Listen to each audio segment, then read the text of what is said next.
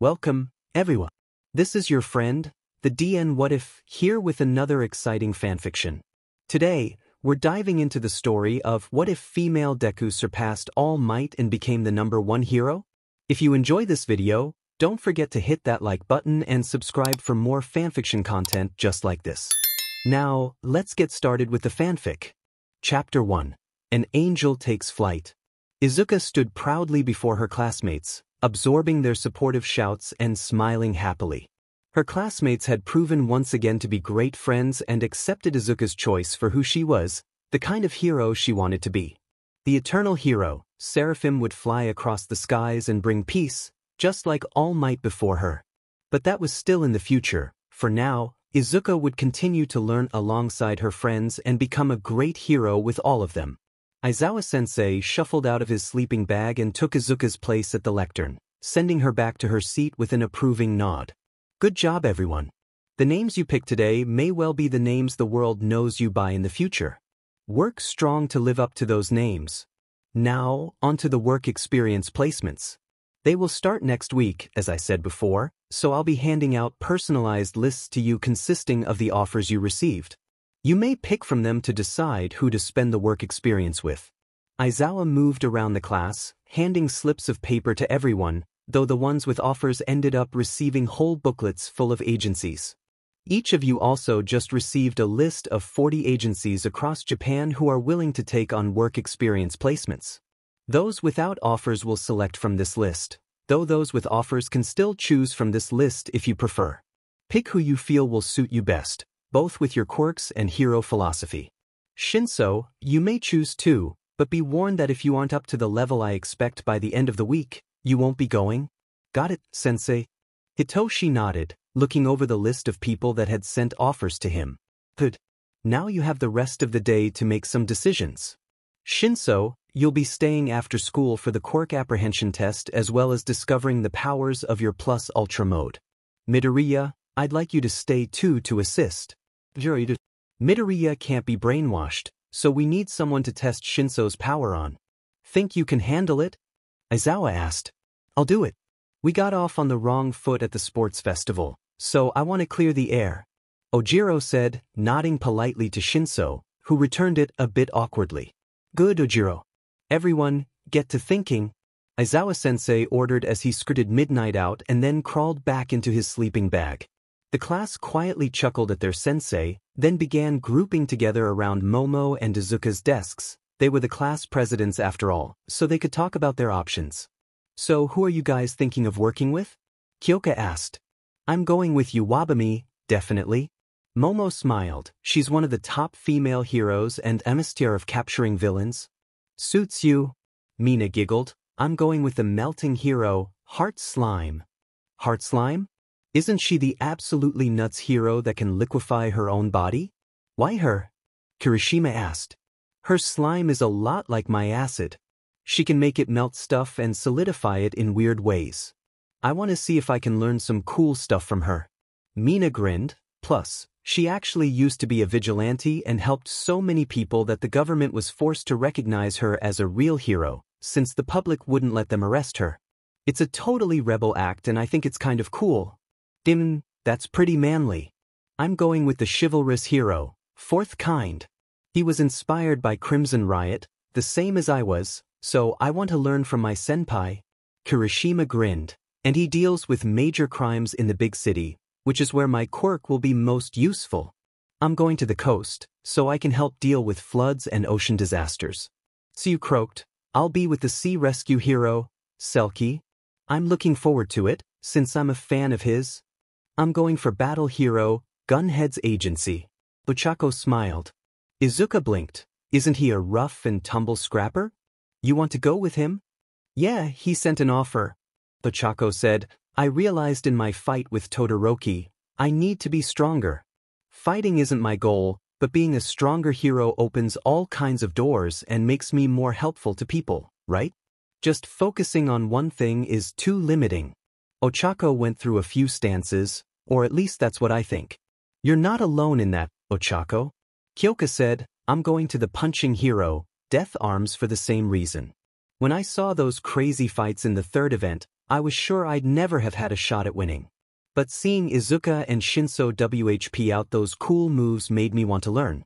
So I'm hoping to learn some martial arts or something. Koda nodded shyly and pointed at his own choice on his list, the rabbit hero, Miruko. A very odd choice for the quiet boy, since Miruko was known to be loud, enthusiastic and scrappy, or basically the opposite of Koda. Izuka tilted her head. You want to get more confident and stronger, Koda? The boy nodded shyly. Izuka smiled. That's good. Try your best. Personally, I'm heading for the 4-star hero, Sun Wukong. His quirk, monkey form, basically gives him similar abilities to me.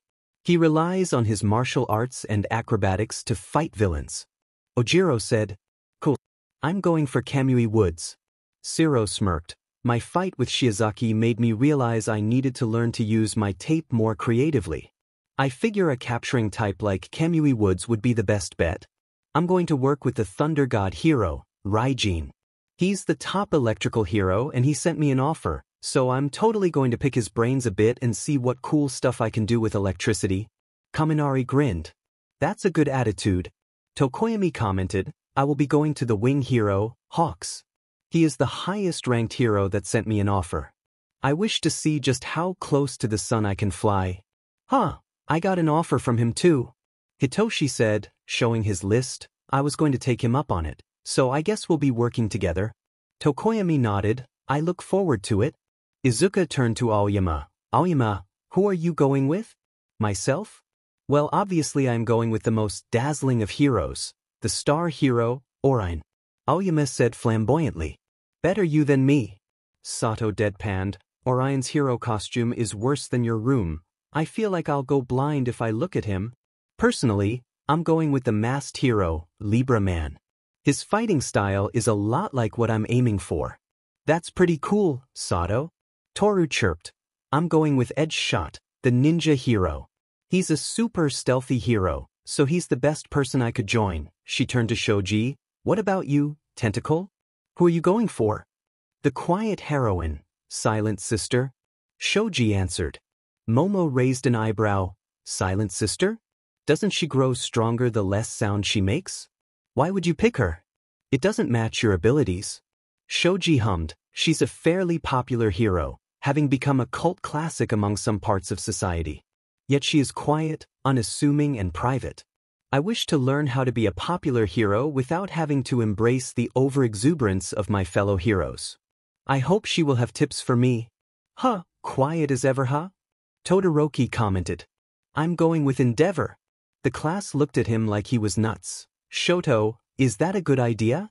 I thought you and Endeavor were still at odds. Izuka asked quietly. We are. But he started to change. He's going on about being a hero I can be proud of. And well, I sort of want to see him do it. Plus, he is the best fire-type hero in the business, so even if his new resolve is a load of CRP, can use him to get stronger. Shoto reasoned. Well, good luck, Shoto. Tenya, what about you? You're going with Ingenium, right? Izuka smiled. Actually, I'm not. Tenya confessed. My brother is currently assisting the police in Hosu in their attempts to track the hero killer. However, I am going to be in Hosu with the normal hero, Manuel, so I can be close by. I know my brother is stronger than me, but I feel better if I'm around to at least offer support if he needs it. Just be careful, Ida. Hosu is dangerous for heroes right now. Momo said sternly, what about you, Izuka? I'm guessing you and Bakugo will be joining the same agency? We won't be. Katsuki said, slightly annoyed by that fact. I'm going to Best Jeanist. There's something I want to learn from him that Izuka already gets, so there's no point in her joining me, though I don't like it. Izuka smiled and pecked him on the cheek. Come on, Kaken, you don't need me around, you'll be awesome. That's not what I'm worried about. I don't like letting you out of my sight. No offense, Rabbit, but every time I have recently, you've gotten hurt, died or been stuck talking to some a-hole. Promise me you'll be effing careful, wherever you go. Katsuki demanded. I'll do my best, Kaken. I haven't actually decided yet. There's so many options.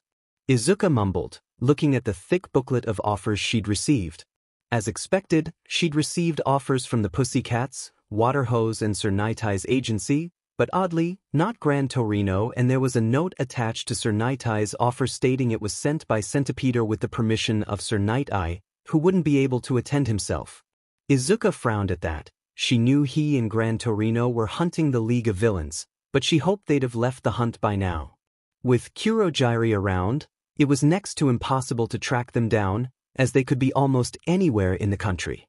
Putting that out of her mind for now, Izuka began to mutter away. If I cut out those agencies and offices run by heroes with quirks, philosophies and work preferences that don't suit me, I still have well over 3,000 left.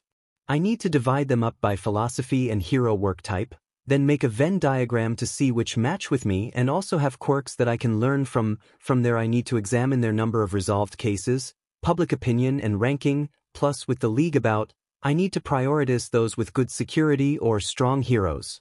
If I pull some all-nighters, I should be able to make a relatively appropriate decision by the weekend. The class smirked at one another. Izuka's muttering was basically a little show at this point, especially the way she pouted and made little gasps and giggled as she thought of ideas and came up with solutions. By the end of the day, Izuka was the only one who'd yet to decide on who to spend her work experience with, so she was still muttering as she followed Aizawa-sensei, Ojiro and Hitoshi to the training dreamland for Hitoshi's quirk apprehension test. As they arrived, they found both Cementos and All Might waiting for them. Greetings. Aizawa, might I borrow young Midoriya for a moment? I shan't keep her for long. All Might smiled widely. Aizawa shrugged, sure. Midoriya, we'll go on ahead. Don't take long, he instructed, leading the two boys into the gym along with Cementos. Once they were inside, All Might directed Izuka over to the side of the gym where they couldn't be seen, then deflated down to his civilian form. My girl, I have some things to discuss with you. Firstly, I have a letter. Here you go, Toshinori said, handing an envelope to Izuka. The girl blinked at the name on the paper. It read The Brat's Daughter, the nickname she'd been given by Gran Torino. With a happy smile, she read through it. Dear Izuka, it's been a while since I've seen you in person. Not since you started at U.A. I've been kept updated by your idiot father, and I'm proud of you, girl. Your scores have been amazing and you even won the sports festival. I was very proud when I saw that. Shame you didn't kick Endeavor's behind though. If there's one man who deserves it, it's him. And on top of it, you helped heal Ingenium. You did a good thing there, Izuka, but don't risk your health so much. There are things out there worse than dying, and you've experienced more of them than I'd like. On that note, hearing of how you died at the USJ has spurred Sir Nightai and I on our hunt for those League brats. Sir Nightai has been particularly spirited. I've never seen him fight so strong. Still, that's not why I wrote this letter. I have news for you, and it's the kind of news I feel like Toshinori and your mother would keep from you. They both mean well, but remember Izuka, to them you'll always be their little girl first and a hero second. They want you safe over everything else, so there may be times when they'll keep secrets to stop you acting in a way they feel is dangerous or irresponsible. I, on the other hand, feel you're old enough and seen enough of the world's dark side that there's no point in shielding you from it. The news I have is as follows. The League has made contact with 2 underworld entities that are currently operating in Tokyo and the surrounding wards. The first is an independent villain known as the Hero Killer. You've already seen his handiwork in Ingenium. He is said to be incredibly dangerous and has a way of sealing the movements of others. I believe the League has tried to recruit him to assist in capturing you. The second is a remnant of the old Japanese Yakuza, the 8 Precepts of Death. They are a very secretive group known only for producing and distributing the triggered drag, which acts like a temporary version of your own Link quirk's evolution powers. They've also been attributed to numerous people whose quirks have reportedly stopped working or acted up for short PRDS. We're not sure why the League wants to work with them, or why either villains would want to work with the League, but it's worth keeping in mind. Keep your eyes and ears open, but do not pursue these people. I'm giving you this information as a show of faith in your maturity. Don't abuse that faith. I hope you do well on your work experience. Love, Grandpa Torino. Izuka finished reading, her eyes flicking up to her papa, who was currently pale-faced and face-palming. She'd read it aloud, and apparently Grandpa had been right in Toshi not wanting to tell his daughter about this. Papa, if you're worried I'll go after these guys, then you shouldn't. I don't want to go anywhere near them. I'm nowhere near strong enough to take on someone working with the League. Toshinori raised an eyebrow. Oh? In truth, I was a bit worried. I thought that your victory against them at the USJ would have made you confident that you could win. Plus, I was sure you'd want to get justice for Ingenium, since the hero killer was the one to maim him. I only did so well at the USJ because I had you and my friends backing me up. If you weren't all there, I'd have been beaten to a pulp and captured. Besides, if I go hunting down a villain without a hero license, I would be breaking the law. Izuka declared. That was something she'd been taught continuously throughout her time with pros. It was okay to fight villains if they attacked you, or you did it to save someone's life, but if you went hunting them down, it was considered vigilantism. Well, that's a load off my mind. Toshi sighed with relief. Sorry to doubt you, my girl. No. Many young heroes run headlong into danger because they won a few victories and suddenly thought they could take on anyone. Or worse, young heroes who have a vendetta and feel that their revenge can be called justice. Izuka nodded at the sage advice. I'll be sure to remember that, Papa. What else did you want to talk about? The work experience placements. I wanted to know if you'd made a decision. Toshi said, I saw all your offers. But before that, I want to hear it. Your hero name. Izuka blushed, but stood proudly. I'm the eternal hero, Seraphim. Oh, you finally found it, did you? Your own origin. I'm glad, my girl. The Seraphim, lauded as angels of fire and the highest in the pantheon of many religions and beliefs. Saving the innocent with one hand and smiting evil with the other. It suits you, Izuka. The name Seraphim will one day replace All Might as the most famous hero, and I personally look forward to it. So, how is the decision for work experience coming? Izuka smiled happily at her father's words and explained the process she wanted to go through to narrow down her selection.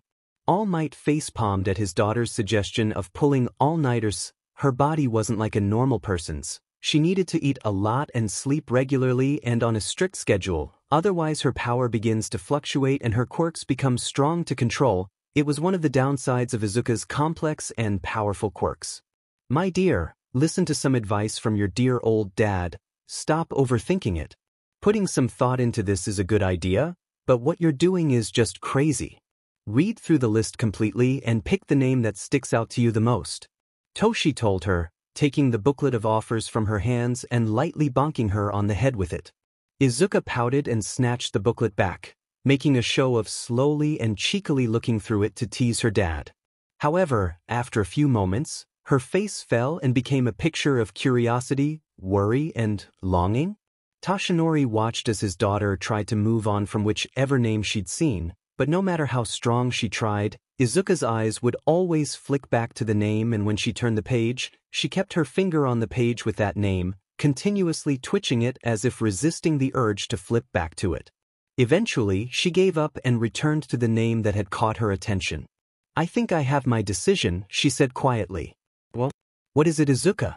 Is it someone you think I'd disapprove of? I assure you, I trust your decision. I'm sure I'd be happy with whichever hero you pick. Toshi flashed his winning smile. Even Endeavor? Izuka answered nervously. Toshi's eyes widened. Endeavor? And not that I doubt you, of course, but why him of all people? Didn't you hate him last week? You threw your fight with him to punish him and even lectured him. Toshinori pointed out. It's complicated. Shoto told me that since then, Endeavor has been trying to be a better person. I think I dug up some things he'd buried and forced him to see what he'd done was wrong. Shoto wants to watch him and see if he's being honest, and I want to see it as well. Plus, he is the best fire user in Japan and I could learn a lot from him. Izuka said, the words gushing forth so quickly Toshi could only understand thanks to years of practice, but at the end of the tirade, as Izuka's words got quieter, he heard a sentence that made his heart ache for the girl. And if I manage to save Endeavor, maybe I can save him too. Toshi sighed and hugged his daughter. Izuka, I love you.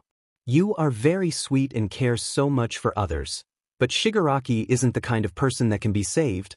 I know it wouldn't be the same. Even if I made him willing to change, he'd need years of therapy and he'd have to pay for what he did, but I still want to help him. All for One had him for years. If what Tamura said is true, All for One still has him. Izuka muttered. We still don't know if what Shigaraki said is true or not. He might well have been lying to scare you. It's true that without a body, we couldn't confirm All for One is dead, but the man was critically wounded and near death, just as I was. He was probably relying on you healing him and killing me, not the other way around. The chances of him being dead are at least 80%, but that is also why Sir Night Eye is working so strong to catch one of the League's leaders.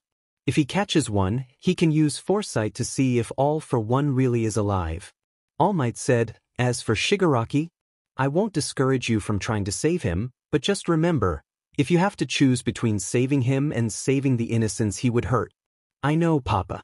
I won't sacrifice innocence to save a villain, but that's another reason Go gets stronger, so I can save everyone without sacrificing anyone. So, is it okay if I go with Endeavor for the work experience? He did send an offer after all. Toshi sighed and scratched his head. A part of him feared that Endeavor would use this as an opportunity to punish Izuka for his defeat, but if young Shoto believed his father was being genuine, Toshi couldn't really argue. Shoto knew his father better than Toshi did. Still, a friendly phone call wouldn't go amiss. Alright, I think I can agree to that. Now you run along and do what you came to do with Aizawa and those two boys. I wouldn't want to keep you too long, the man said, giving his daughter a quick hug and a peck on the cheek before heading off to make a certain phone call. When Izuka finally caught up with Aizawa, Ojiro, and Hitoshi, she found that they had already completed most of Hitoshi's apprehension test. From the results posted on the display on the wall, Izuka could see Hitoshi was placing mostly at the top of those students with quirks that didn't really improve their performance in the tests, putting him ahead of Toru, Kaminari, Kyoka, and Koda. It was a testament to how strong he worked to reach the hero course, as he had trained his body vigorously and despite appearing tall and thin, he was covered in well-concealed lean muscle. He was just finishing the last of the tests when Izuka walked in. Good of you to join us, Midoriya. I take it All Might had something important to talk about? Aizawa asked dryly. Yes, Sensei. He wanted to give me a letter from my grandfather and ask about the work experience offers. How are things going here? Izuka asked politely. I'm done. Hitoshi groaned, performing his last sit-up. Endurance isn't my strong point. Aizawa nodded and noted his score. Added together and compared to your classmates, you have scored 16th place in class. Not bad for someone who can't improve their physicality. Now, since Midoriya is here, we can get to work on testing your Plus Ultra mode. Midoriya, link up. Izuka nodded and linked with Aizawa, while Hitoshi and Ojiro moved to the center of the training ground to begin the test. Hitoshi, remember, your evolved quirk will use a lot more stamina than the normal version, so be sure to use it sparingly when in the field. Izuka told him, tossing him some energy candies to help the boy recover from his apprehension test. Got it. I've had this weird feeling in my head since we linked. Do I just focus on it to activate Plus Ultra mode? Hitoshi asked. Ojiro nodded. It's a bit different for everyone, but generally it feels like flipping a SWH in your body. Brace yourself though, sometimes the evolved quirk can hurt. The purple-haired boy sighed. Oh great, well let's get this over with. Plus Ultra mode, he yelled, focusing his mind on the feeling in his head. Just as Ojiro said, Hitoshi felt the SWs being flipped and his whole body felt energized. He could feel the synapses in his brain firing off rapidly and his emotions felt, not quite stronger, but more potent and concentrated. It was a bizarre feeling, but now it was time to see what it could do. Ojiro, don't answer this. Hitoshi ordered. Ojiro obediently kept quiet, but Hitoshi just frowned. It seemed he still required a response to use his brainwashing. Just talking to someone wasn't enough. The activation conditions haven't changed. Aizawa noted, perhaps the effect is more potent? It's strong to tell that. Hitoshi explained, if my control works, it works completely and I can make the person do anything I want. The only limit is the time I can control them, and that is because of my stamina running out. Since my brainwashing is also more about controlling the body, I can't make people perform actions that require complex thought on their part. Well then maybe it's harder to resist or break free? Izuka suggested. That's a point. When you brainwashed me in the sports festival, I was freed when I took a strong bump to the shoulder. And Izuka was able to resist you with only a moment of confusion. Maybe that's changed? Ojiro offered. Hitoshi nodded. All right, I'll start with you. Ojiro, answer me. Sure. Ojiro smirked, his eyes growing blank the second the word left his lips. Hitoshi smiled and nodded, focusing on the feeling of the brainwashing. It didn't seem to be any different. At Hitoshi's nod, Izuka walked up to Ojiro and gently punched his arm, just strong enough to break the control. As Hitoshi expected, his control snapped away, but unlike normal, he felt it cling for a second before letting go, as if his control was sticker. Do it again. I think I have something, Hitoshi said urgently. Ojiro spoke and was immediately controlled again, but this time, when Izuka broke the control, Hitoshi focused on his control and forced it to remain in place. It was tough, and his control over Ojiro felt much weaker, but Hitoshi was able to maintain control even if the victim was snapped out of it. It took a lot of effort, but it proved Hitoshi could keep control of his opponents even if the enemy knew how to snap them out of it.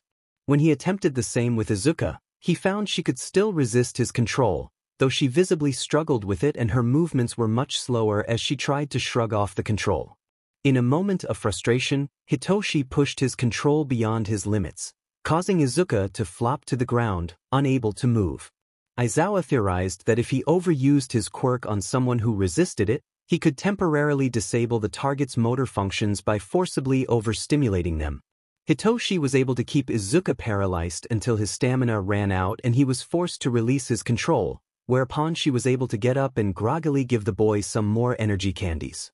Aside from forcing his opponent's body to stop working and maintaining control through resistance or strong physical sensations, Hitoshi also found he had gained one other ability. Focusing on the unusual feeling of his emotions, he was able to influence anyone he looked in the eye. For example, he focused on his feelings of irritation and looked at Ojiro, causing the tailed boy to become irritated. As a side effect of this power, Hitoshi found that whatever emotion he inflicted on others would become muted within himself, and each successive use of the same emotion would be weaker until he couldn't feel that emotion at all. It took roughly half an hour for Hitoshi to regain an emotion he had completely used up, but it had been worth it to force his feelings of amusement on Ojiro, Izuka and Aizawa to make all three giggle and laugh like schoolgirls. Cementos, who was watching from a distance, subtly recorded Eraserhead's laughter. It'd make great blackmail material. Finally, they were done and Hitoshi was so exhausted, Ojiro had to carry him on his back as they made their way back to the dorms. That quirk of yours is pretty amazing, Shinso. Ojiro complimented. I'm sorry I was kind of a J-arc to you before. I let my pride get ahead of me in the sports festival and took it out on you. Thanks, Ojiro. For the record, I'm sorry too. I insulted you to get a rise out of Izuka. I don't believe you're a dumb monkey, and your pride isn't a bad thing. Hitoshi admitted, somewhat embarrassed. I must admit, I'm impressed by your abilities, Shinso. Aizawa-sensei said, if I wasn't an active teacher, I'd be tempted to take you on as an intern. Really? You were that impressed? Hitoshi blushed. Eraserhead was his personal hero, much like All Might was for Izuka, or Ingenium for Tenya. I was. Abilities like those are extremely valuable when fighting villains and petty criminals. Plus it helps even the playing field against groups and can be a comfort to others too. Aizawa smiled, ruffling the boy's purple locks. Yeah. Your quirk is absolutely amazing. It's perfect for a ton of strong situations.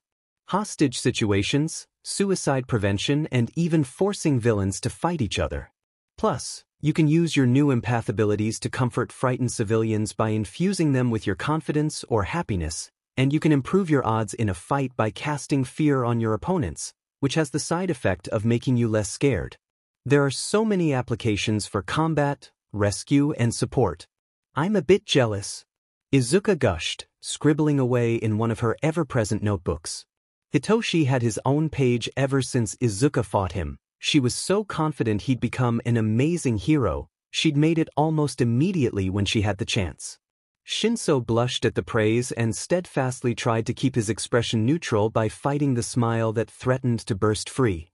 When the four reached the dorms, they found all the other members of Class 1A hanging out in the common area. Momo and Kyoko were having tea with Inko, while Tenya, Tsuyu and Shoji were having a study session. Everyone else was gathered around the TV, where Katsuki and Kirishima were in the middle of a Pokemon battle which Kirishima was currently winning.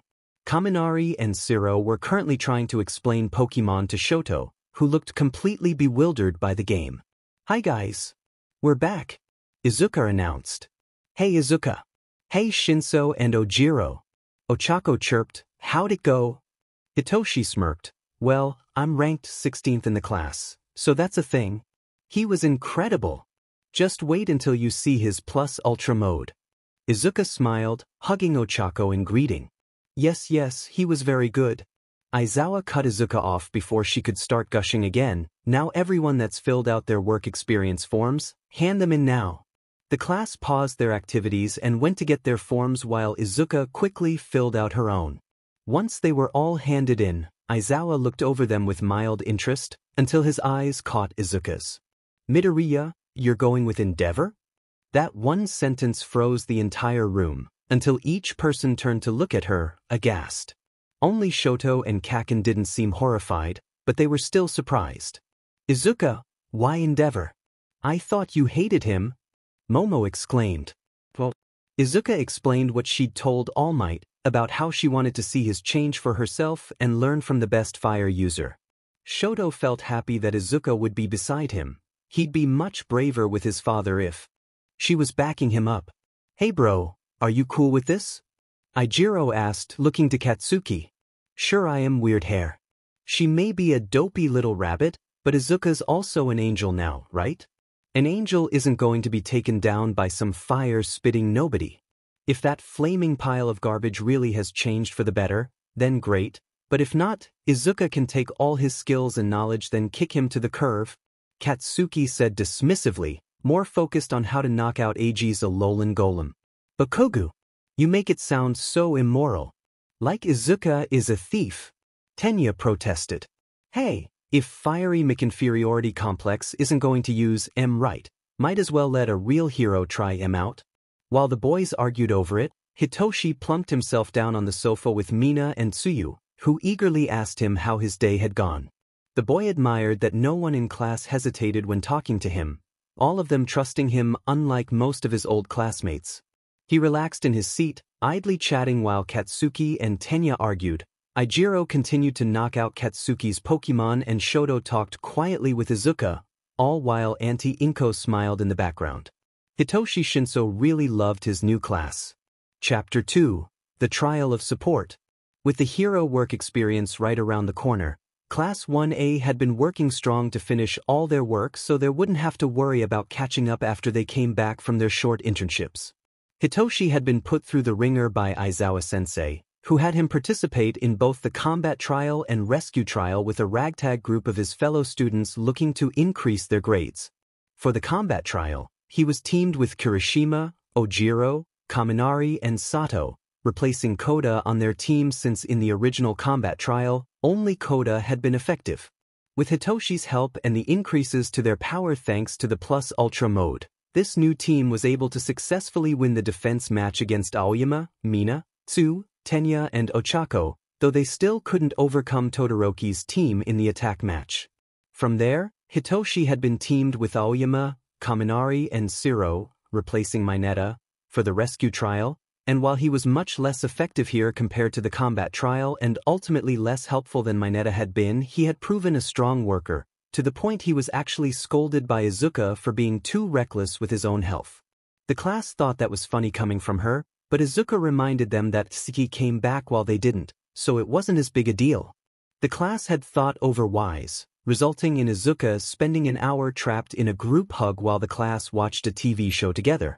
In academics, Hitoshi was also doing well. He had been one of the top students in his old class and quickly established himself as one of the top 10 of Class 1A, only behind Momo, Izuka, Tenya, Katsuki and Shoto.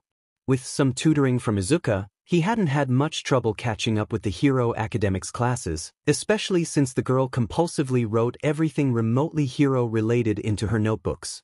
Strangely, after spending a week living together, small cliques began to form among the students. They were all friends, or at least friendly with each other, and came together as a class and one unified group normally, but they started to split off into smaller groups when in the dorms. There was the usual guys and girls groups, mostly limited to sleepovers and locker room banter, but there were more specific groups. The student council group was made up of Momo, Izuka, Tenya, Ochako, Shoto and Katsuki, and they were generally considered the leaders of the class due to their intelligence and power. Ochako had been surprised to be included here, but she was seen as a powerful figure after her battle with Shoto. Then there was the oddball group, consisting of Sato, Koda, Shoji and Tokoyami, the people that were either too quiet or too shy to get involved much with the rest of the class outside of a few one-to-one friendships. Then there was the Baku squad, a group led by Katsuki and consisting of Mina, Kaminari, Kirishima, Kyoka and Siro who had come together under Katsuki's leadership. They were considered the unofficial vanguard of the Izuka protection squad, and Tokoyami would frequently spend time with this group, as well as the others. There were dozens of cliques and combinations, all based around shared traits and interests. In keeping with her role as heart of Class 1A, Izuka would often flit back and forward between the groups, and had even gone to see Mineta in general studies once to see how he was fitting in. A lot had happened after only a week of moving to the dorms, but it had finally come, their last day of school before their work experience began. The class was eagerly awaiting the day's hero lesson, especially Hitoshi, who was all caught up and eager to learn something new. Aizawa-sensei finished homeroom and took out a small card, holding it up to show the word support written on it. Today will be the trial of support, the third and final beginner trial.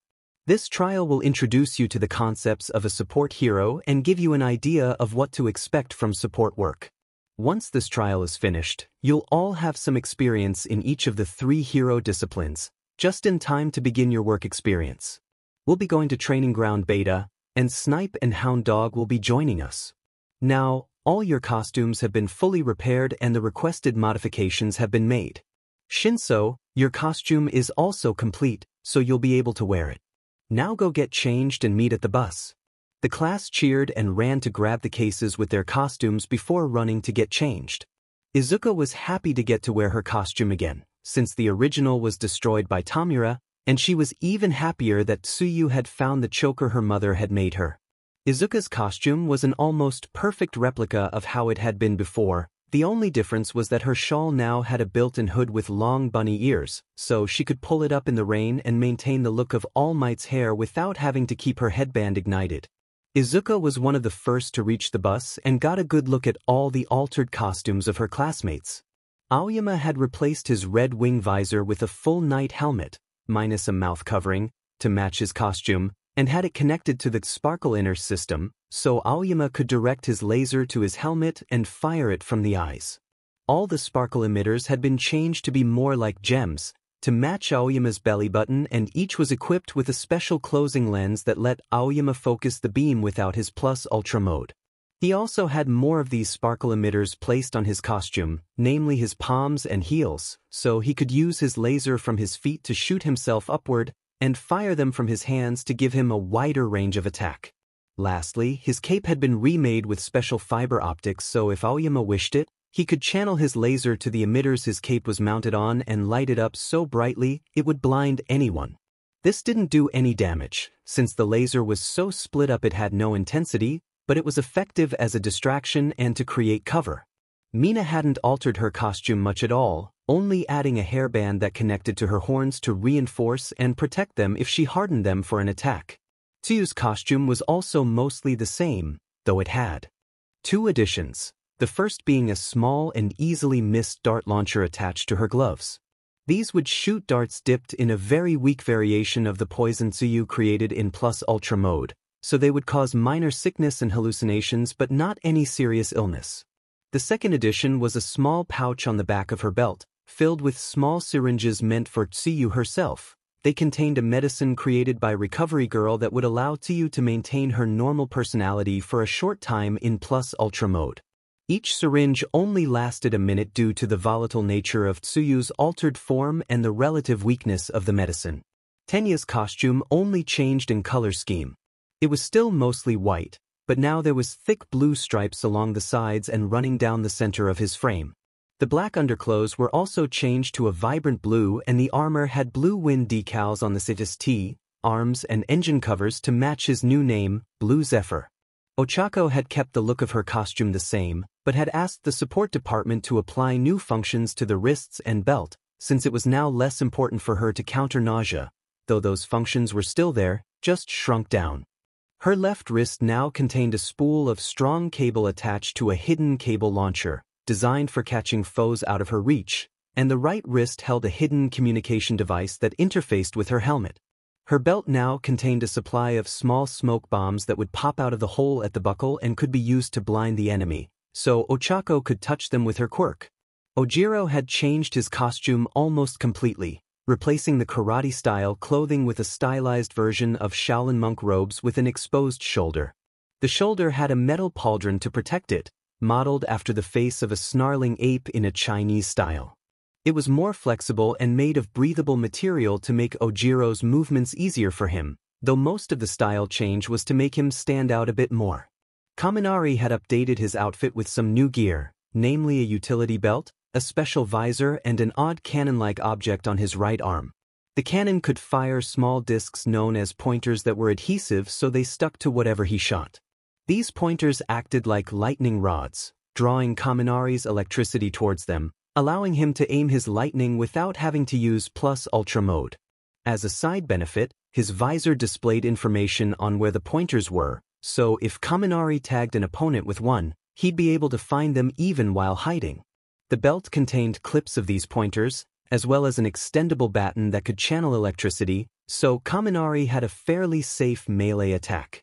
Kirishima's costume was much the same as before, but now had reinforced fabric sleeves to cover his previously bare arms. This was due to his arms being sharp when hardened, so the sleeves were so he could safely carry and protect civilians without hurting them or giving up his hardness.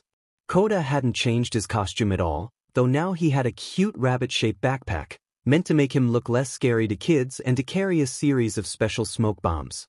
These smoke bombs released a gas that made it difficult for people to concentrate or focus, putting them into an almost trance-like state so Koda could control them with his quirks plus ultra mode. Sato had kept his costume the same, though he now had removable knuckle dusters with teeth-shaped protrusions on the knuckles and could be swapped out for canine or molar variants. Shoji's costume had been edited only a little bit. He gained special cloth armbands for his additional limbs that, when detached, would become smocks for his mini-clones to wear. Shoji wasn't prudish and he recognized his clones were genderless, but he also recognized that many people would be put off by the nakedness of his small clones. Kyoka had updated her costume by adding a pair of headphones and some bracelets that acted in the same way as the amplifiers in her boots. She also had a small recording device attached to her choker, so she could record people's voices and properly imitate them later with her plus ultra mode. She also had a few small gadgets in her jacket pockets that she could plug her jacks into to improve their ability to attack. Siro's costume was modified with long gloves that cover his arms and made it strong for the enemy to see his elbows. There were special openings to allow him to still shoot tape, and by flipping a SW on his wrist, he could close the opening and cause his tape to feed through the glove and shoot from an alternative opening on the back of the hand. Since the openings were always the same size and concealed the actual tape dispensers, it made it impossible to see what size tape Siro would use, since one couldn't see him narrow or widen the dispensers. Tokoyami's outfit was mostly the same, though the cloak was redesigned to look more like feathered wings folded up, and a special device attached to Tokoyami's ST could produce a very powerful light to force dark shadow back under control. Shoto's costume was revamped completely. He now wore a blue bodysuit made from temperature-resistant cloth, white boots, with spikes for walking on ice, and gloves, a utility belt that contained a first aid kit, a special armored vest that could regulate his temperature, and a visor connected to a pair of earpieces. The earpieces could be used for communication, and the visor was equipped with heat vision and a heads-up display to show his body's temperature and warn him if he was hitting dangerous levels of hot or cold. Toru's costume was also changed completely, in that now she actually had one. She had abandoned her old gloves and shoes for a one-piece bodysuit that covered her hands and feet. It was white in color and made of a special material that would turn invisible with a flick of a switch, located on the back of the neck. The suit also extended up her face a bit, covering her mouth and nose. Toru could turn the costume invisible at will, and the device on her neck that managed this function also came with a voice modulator, to allow Toru to potentially imitate others again. Katsuki had altered his costume only slightly, the same as Izuka. Since Izuka's hood and headband resembled a rabbit, Katsuki had his neck bracer covered in sandy blonde fur, a mane for Izuka's lion. In addition, he'd had new weapons installed into the prongs of his grenadier gauntlets. A short blade, about half the length of Katsuki's forearm, could flip out from the front and from the sides of the prongs. A metal shield could be folded out, giving him an offense and defense for when he used his sweat up in his atomic moves. His entire costume had also been reinforced to survive even the force of Katsuki's most powerful atomic flash, so he wouldn't be forced to run around in his underwear like in the sports festival. The last altered costume was Momo's. Since she no longer needed it thanks to her Plus Ultra mode, Momo had replaced her book of constructs with a much smaller first aid kit, primarily for Izuka, since it contained enough BLD to keep her from having to die again during an emergency heal, and now had a small headset that doubled as a red face mask. The display was voice-controlled by Momo and could look up the construction of anything in her old lexicon and display it, for when her Plus Ultra mode ran out of juice. Then there was Hitoshi Shinso, the first entirely new costume in class. His costume was a simple black tank top, black cargo briefs and black boots, for blending in the dark, and a long black overcoat with speakers hidden in the lining, connected to a mic in the collar so his voice could be projected further. Normally this was impossible, as his voice lost its power when broadcast through a mic or speaker, but Mei Hatsum had specially designed it, so instead of normal amplification, it used a kind of artificial echo to make his voice travel further without actually processing it through a machine.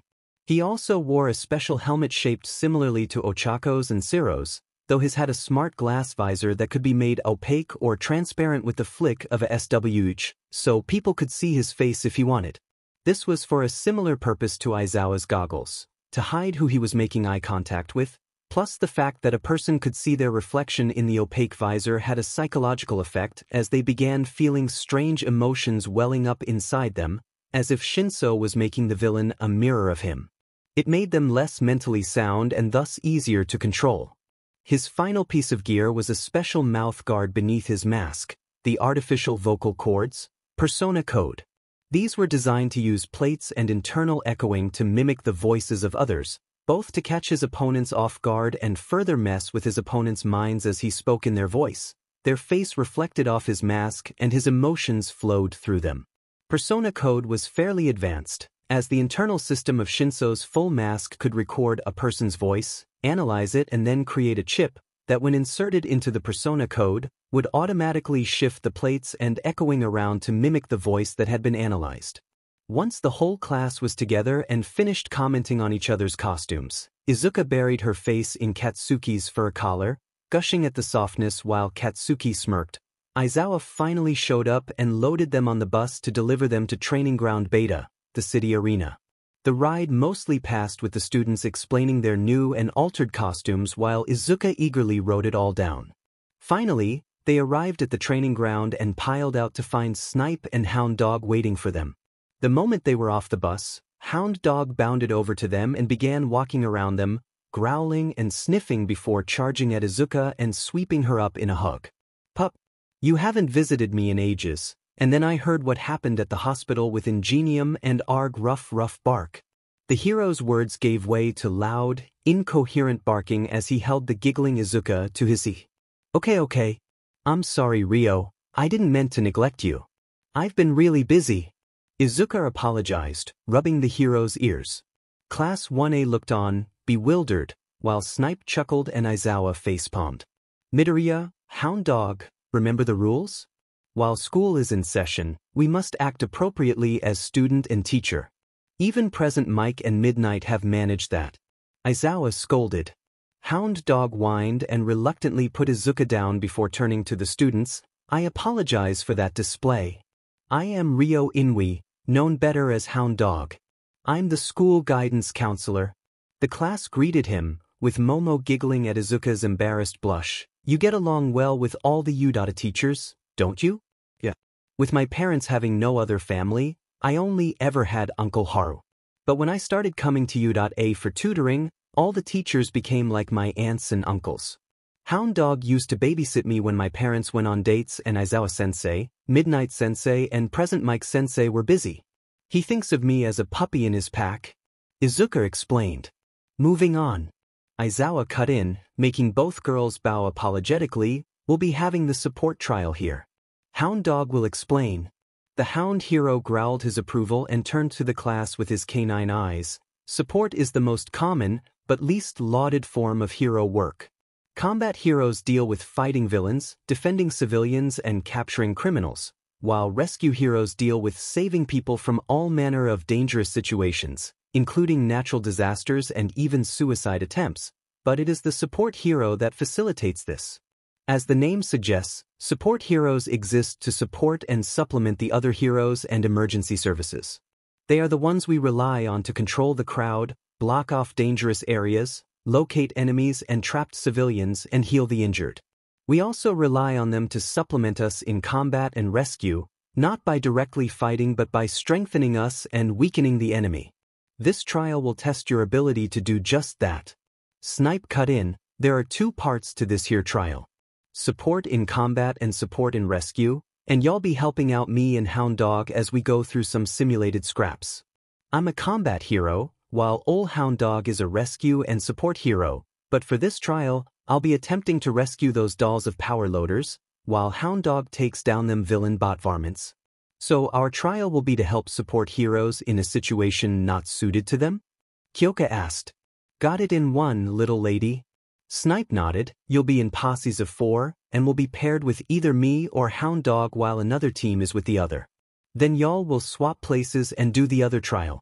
Same as the attack and defense battle trial, but you ain't fighting each other. Hound Dog continued. The rules are fairly simple. Assist me in defeating the villain bots without destroying them yourself, and assist Snipe in finding and rescuing the trap dolls. You'll also be in charge of keeping us in top condition with healing, tracking enemies or civilians for us and directing the flow of the masses and emergency services. More robots will be used to simulate civilians trying to watch the event, as well as police and paramedics. Midoriya, the dolls still can't be healed by your quirk, but Power Loader assured us that the injuries to the dolls will be consistent with human injuries, so you'll be able to use your medical knowledge to prevent further injury and inform paramedics what's wrong. Izuka nodded in understanding as Aizawa once again took the lead. The teams not currently participating will be watching with me in the observation point. You will be scored based on how useful you were in support. The teams are as follows. Team A will be Uraraka, Koda, Siro, and Baku. Team B will be Ida, Kirishima, Jiro, and Hagakure. Team C will be Azui, Kaminari, Shoji, and Yaoyorozu. Team D will be Ishido, Ojiro, Todoroki, and Shinso. Team E will be Aoyama, Sato, Tokoyami, and Midoriya. The teens looked at their teammates. Unlike the rescue trial, each team had at least one member that would be useful for support, and each one consisted of members that could at least work together moderately well. The only fears Aizawa had were the Bakugo team and the Aoyama Tokoyami team, since both teams had complete opposite personalities on them. Oddly, Bakugo and Koda seemed to get along fine, and to Aizawa's surprise, the explosive boy signed a brief hello to Koda. He likely learned alongside Izuka and Inko, Aizawa thought. On the other hand, Tokoyami looked slightly perturbed to be on a team with Aoyama, since their quirks were as opposite as their personalities. Izuka looked at her team with a small amount of concern. Aoyama and Tokoyami were a worry, but the bigger problem was that aside from herself, they were all strong combat types. Sure, they had some utility, but they were mostly focused on dealing damage and none of them had any kind of sensory quirk. Curious, she raised her hand. Sensei, am I allowed to use my links here? Aizawa smirked. No one can do anything until the trial starts. Once the trial begins, The only rule is you cannot leave the trial area. Beyond that, so long as you aren't endangering yourself or others, I don't care what you do, he said. Izuka grinned. That meant she could use her links with anyone she'd already linked with. With that, Aizawa led teams C, D, and E to the observation point while teams A and B went with Snipe and Hound Dog to the trial areas. From the observation point, it was easy for the other students to see that the training ground had been remodeled again since they were here for the battle trial, and a large population of robotic dolls were roaming about like civilians in a real city. A fire station, police station, and hospital had been constructed in 3 different spots in the city to act as starting points for the foe emergency services. The trials all began the same way. The 4 supporters would be following the heroes on a patrol, when suddenly, they'd be alerted to an attack or disaster in the city and be required to go and act. These were a surprise to both the supporters and the heroes, as each scenario was set by Aizawa, who simply tapped a touch screen in the observation point to select the location of the disaster. Team A, consisting of Uraraka, Koda, Siro, and Bakugu, found that for them, the support trial was surprisingly easy. In the combat support scenario, they weren't alerted of an attack but instead ambushed by the villain bots as they walked past a shopping mall. The moment the attack began, Siro began taping off the battle zone and shouting for the dolls to follow him away from the chaos while Hound Dog battled the robots. Hound Dog was strong, and despite not being a combat specialist, he was very good at fighting the robots, so he wore special bracelets to weaken him, forcing him to rely on his supporters for assistance.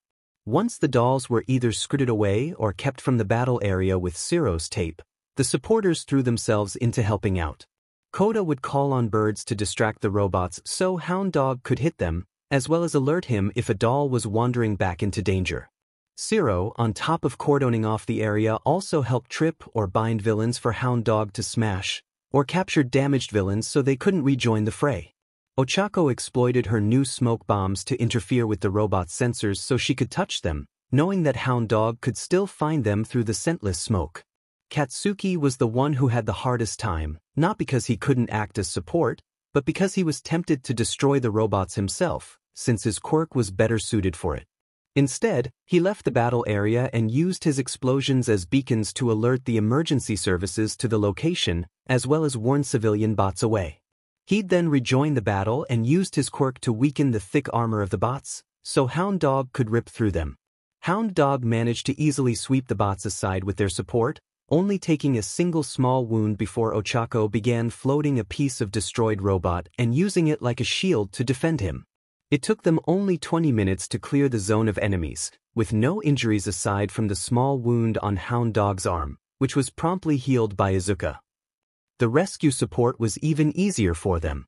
Koda was able to use his birds, and even, fearfully, the insects, to find bots trapped in the collapsed building they and Snipe had been sent to. His cute backpack also made the child bots trust him more so he could direct them away from the disaster area. Siro repeated his earlier performance by using his tape to block the area off to civilians, then began using it to help pull Snipe up to higher areas he couldn't normally reach. Ochako was assigned to the opposite task, lowering him down safely and also removing rubble so Snipe could rescue the dolls trapped beneath. Katsuki was the beacon again, drawing the emergency services, then using his explosive sweat to very carefully bust through rubble. It was much slower than with Ochako, since he had to focus carefully to keep his sweat from detonating all at once and keeping the explosions as small as possible to remove the rubble without hurting the dolls.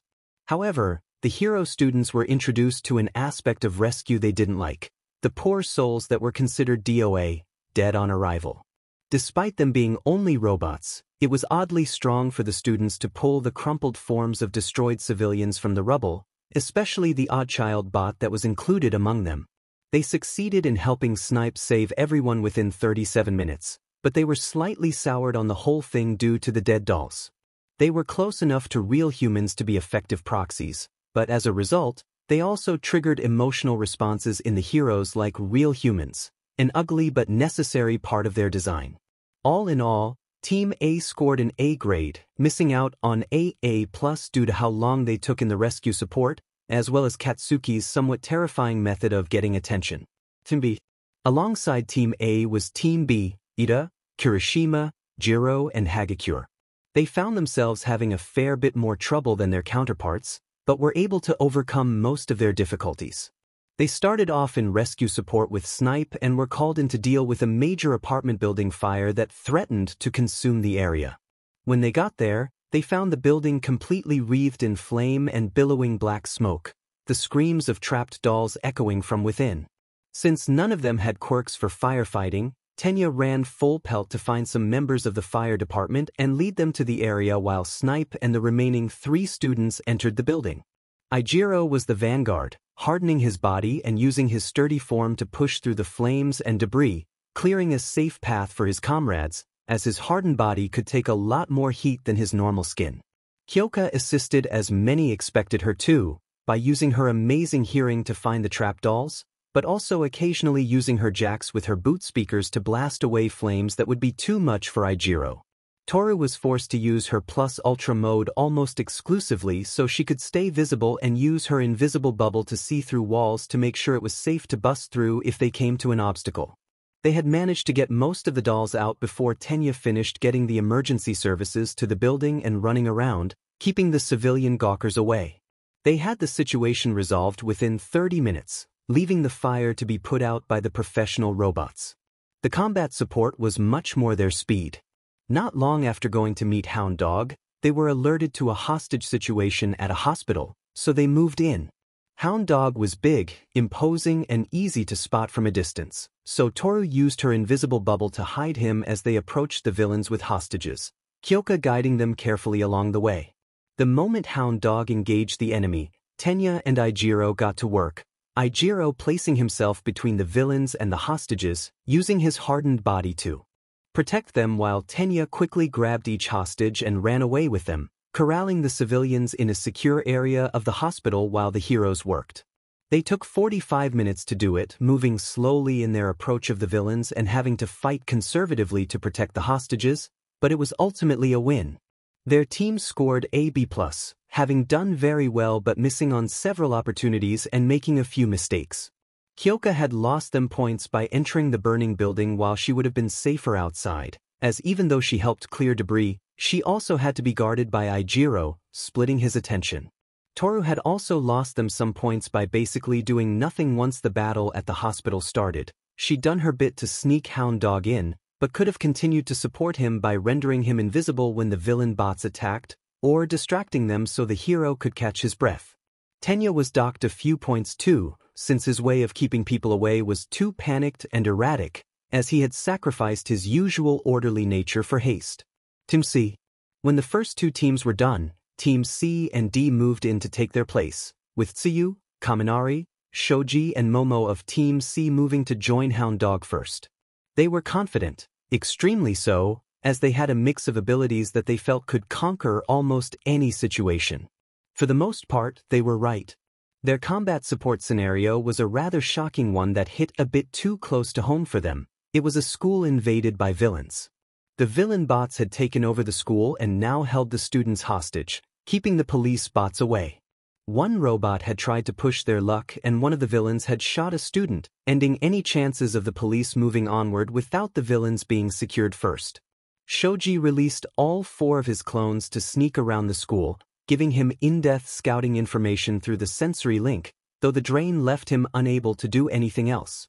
Momo assisted him by creating infrared and heat vision goggles for her teammates to help them find the villains through walls. Azui stealthily entered the school, hiding in the shadows and ready to leap out and save the students if anything happened. Finally, Kaminari found the power lines and caused a massive surge, making all the electronics in the building go haywire, setting off alarms and causing the lights to explode. In the sudden darkness, Tsuyu and the Shoji clones were able to rapidly move around and save students while Hound Dog burst in and defeated the villains. Kaminari tagged the villains with his pointers, so he could relay their location information to Hound Dog even in the darkness. They were fast, finishing the scenario in 23 minutes, though Hound Dog warned they'd likely lose points since their plan had been reckless. With Snipe, they chose to be much more cautious. Their rescue scenario was something Tsuyu could really sink her teeth into. A destroyed water main had flooded a part of the city, namely a main road, and as a result, there had been a major car pileup. Momo used her quirk to make a megaphone, announcing to the dolls where to go while the heroes worked and keeping other dolls from interfering.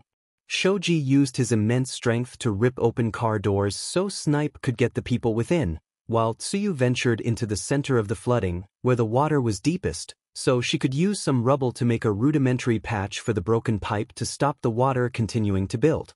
Kaminari, as an electric type, found he couldn't do much here, though he did discover he could absorb the electricity from car batteries. He also discovered he could combine his pointers with Snipe's homing to be able to accurately land them on almost anything, which he used to keep track of the status of the emergency services. This time, they were done in only 14 minutes. They were ecstatic to receive an A-, only docked 2 grades due to Kaminari being relatively unhelpful in the rescue support and their plan in the combat support being risky. Still, they were very happy with their grade. Team D, Mina, Ojiro, Shoto and Hitoshi, found themselves starting off with the rescue support while Team C was at the school, and Hitoshi was overjoyed to be involved in an exercise where he didn't feel like a newbie amongst pros like he had in the catch-up trials. He had been told by Aizawa that while the robots couldn't be programmed to work with Izuka's healing, they lacked DNA, so her quirk had nothing to base itself off. They could be programmed to be affected by his brainwashing.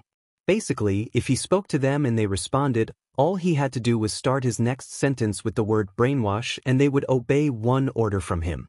He put this to the test in the rescue support scenario, which turned out to be minor earthquake leveling a residential suburb. With his quirk, Hitoshi was able to easily order the civilians to evacuate and stay out of the area while Shoto created ice barriers to keep new civilians from coming to investigate, leaving only a single wide opening for emergency services, which was guarded by Hitoshi to keep people out. Beyond that, Mina and Ojiro were only able to support Snipe by using their acid and strength to help clear rubble, while Shoto occasionally used his fire or ice to open alternative paths to trap dolls. Since they had no detection abilities, they took much longer than the other teams, taking a full 45 minutes and verging on timing out. The combat support scenario went much smoother. It was a stereotypical bank robbery, and unlike the last few team scenarios, there was no hostage element.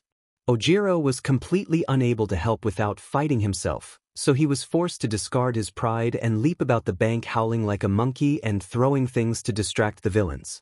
Mina and Shoto were more useful, able to use their quirks to make the ground unstable for the villains or weaken their armor for Hound Dog, and Hitoshi had even been able to brainwash a few of the villains into capturing each other, saving the pros some work.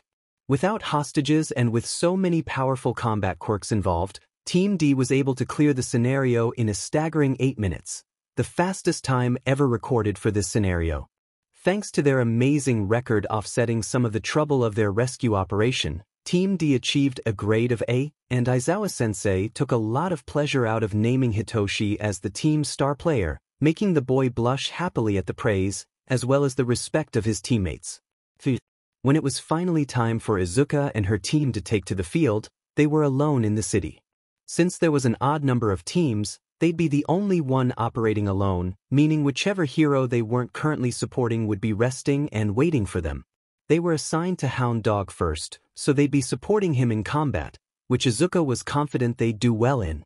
As they walked to meet up with Hound Dog to start the trial, Sato turned to her. "Hey Izuka, are you cool taking charge here? You're the best strategist out of the 4 of us. I can do that if you want. Once the trial starts, I'll link with you to assist in planning." Izuka smiled. "Dazzling, darling." Aoyama cheered. "My laser is amazing for destroying the enemy bots, but alas it is not meant for a supporting role." Izuka nodded. "I think you can do it.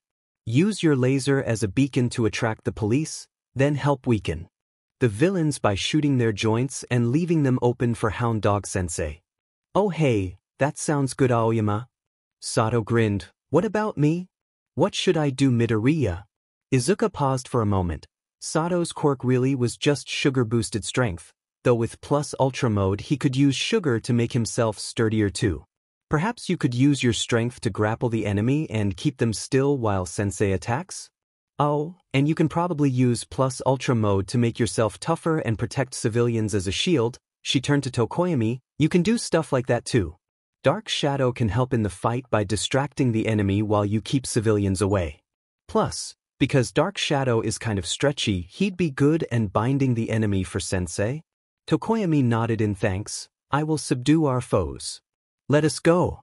Team E quickly found Hound Dog after that. The pro had a strange look on his face that Izuka couldn't quite place, but she ignored it as the combat support scenario began. A trio of colossal zero-point robots smashed through the buildings into the main street, forcing Hound Dog and Izuka to rush to save dolls trapped in their path before they could help in the fight. The second the civilians were safe and being led away by Tokoyami, sans Dark Shadow, Izuka opened her links with her teammates and moved to link Hound Dog too, but the man moved away from her, refusing the link. Don't use your evolution recklessly. Remember, some plus ultra modes can be dangerous, like Azui's. If your evolution made me lose control, then you'd be making a bad situation worse, he growled. Izuka looked down guiltily, distracting her from the villains that took a massive swipe at her. Hound Dog roared in pain as he dove in the way of the attack, taking a nasty gash to his knees to protect Izuka. Sensei. Izuka screamed, healing Hound Dog while Dark Shadow and Sato moved to disable the enemy's movements. I'm so sorry. Not now, pup, he growled, getting to his feet. The zero-pointers were being held in place with some Herculean effort by Sato and Dark Shadow, while Aoyama took pot shots at their joints and armor with his sparkle point. Hound Dog took the opportunity to tear through the parts weakened by Aoyama. Once the bots were toppled, Hound Dog was able to easily leap to their heads and finish them. All in all, thanks to the rapid nature of the fight, they cleared the scenario in only 10 minutes, though Izuka couldn't feel proud of herself. She'd been almost no help at all. Sensei, I'm really sorry. I didn't mean to let you get hurt. Izuka whimpered as her team prepared to move to the next scenario. Hound Dog sighed and patted her head. Look, pup, you are a gifted girl with an extraordinary power, but you use it too casually. Your immortality is one thing, but you overuse your links too. You need to stay calm and focused while in action, or you'll make mistakes. Today, you made up for it with your healing, but in the future, you might not be able to, he warned gently. Any other student and he'd be barking and snarling, but Izuka was someone who reacted very badly to such treatment. He'd scolded her once for nearly hurting herself while he was babysitting her as a child, and she'd been so miserably apologetic and took almost a week to perk up again. It had been a horrible week of self-loathing and self-doubt, and All Might had been absolutely furious with Hound Dog for causing it. When it came to her enemies, Izuka could take everything they dished out, but from friends and loved ones, every criticism could turn into a festering wound if not handled carefully. Izuka sniffled, but took Hound Dog's words to heart. She knew that at the USJ, her friends had overused their new powers and been rendered useless, perhaps putting many of them in a worse situation than they would have been otherwise. She didn't want her power to become a burden on others, so she resolved to be more careful. After the drama of the combat support scenario, the rescue support version was barely a problem at all. They were led by a quiet snipe to a major construction accident, which turned out to be the same location that Izuka had defended against Shoto all the way back in the battle trial. As they ran to reach it, Sato looked to her. Okay, Midoriya, what's the plan this time? Our best bet is for Tokoyami to find and disart the ambulances while I keep the civilians away from the site, and you and Aoyama help Snipe dig for civilians with Dark Shadow. Snipe can only really use the strength of a normal person and try to shoot some rubble, so he'll need your strength, Aoyama's cutting laser, and Dark Shadow's claws to help get through to the trap dolls. I'll keep a firewall up to make sure no unwanted distractions slip in, and I'll link with Kyoka to use her quirk to detect the dolls. Izuka explained, getting 3 nods of approval from her teammates. Izuka's plan went pretty much exactly as she hoped, which she was thankful for after her screw-up in the combat scenario. Izuka linked with Kyoka and, painfully, transformed one of her earlobes into a jack to hear for dolls. As her version was weaker than Kyoka's, her range was much smaller, but still covered the disaster area, while her firewall succeeded in stopping civilians from coming and watching or interfering. Tokoyami was quick to find the ambulance, using his new Dark Shadow control light to grab their attention and lead them to a gap in the firewall. Sato assisting Snipe in pulling away heavy rubble, while Aoyama used his new laser emitters on his hands to accurately cut apart the collapsed crane. It took them 13 minutes to rescue the dolls and another 7 minutes for Izuka to examine the injured dolls and accurately report their injuries to the paramedics. Team E was relieved when they were done and headed back to the rest of the class to find their grade. Snipe was still uncharacteristically quiet, which worried Izuka, and despite the congratulations of their fellow classmates, Aizawa-sensei and Hound Dog both looked underwhelmed. "Good job, you four," Aizawa-sensei began. "You passed with some impressive times, however there were a few issues. Your grade for this trial is C." "What?" Ijiro exclaimed, "but they did great. Our team did worse than they did and we got a B+. "I must agree, Aizawa-sensei. Surely Izuka's moment of distraction wasn't enough to decrease their scores that much." Tenya protested. Aizawa sighed. That incident would have been enough to lower their grade by 1 level, but it wasn't the main problem. In fact, the problem is a growing one I've seen a lot in this class. "Who can tell me what it is?" Momo shakily raised her hand. "I think I can," she began, feeling like she was about to betray her friend. "It's because Team E and the rest of us are relying too much on Izuka to solve our problems." "Correct." Aizawa-sensei nodded. "B, but I don't understand. Shouldn't I help my classmates?" Izuka asked tearfully. She hated the idea that she was the cause of her team getting a low grade. "Midoriya, stop right there. I can see that self-doubt in your eyes and I don't like it. Your mistake in being distracted would have reduced your grade from an A+ to an A-. Mistakes by your whole team would have reduced it further to A-. However, it was your 3 teammates that reduced your grade to AC. You just happened to be involved in it," Aizawa scolded gently. "In each trial and situation we've encountered, you all have had a similar response," he said, addressing all of Class 1A, the battle trial, the USJ attack, the rescue trial, and the team battle at the sports festival. In each event, whoever was teamed with Midoriya relied entirely on her power and strategy to get them through. Whenever you're teamed together without her, you all come up with interesting and varied strategies, but the moment you team with Midoriya, you all forget to think for yourselves. Aoyama, Sato, Tokoyami, each of you know your abilities better than Midoriya, yet you needed her to tell you what to do. Yet I know each of you could have come up with something good of your own. You cannot rely on someone else to direct you. Knowing how to take orders from a superior is one thing, but you must still think for yourselves. You can't call Midoriya every time you hit an obstacle."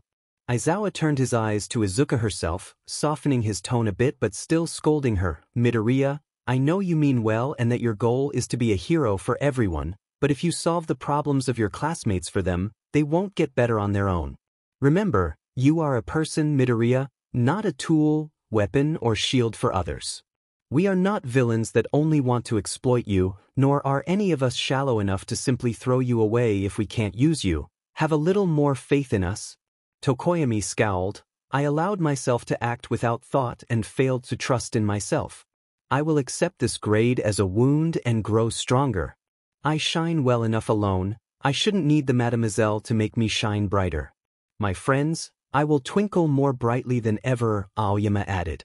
Sato growled to himself. "In every demon trial, I mess up. It's frustrating. But I'm not giving up.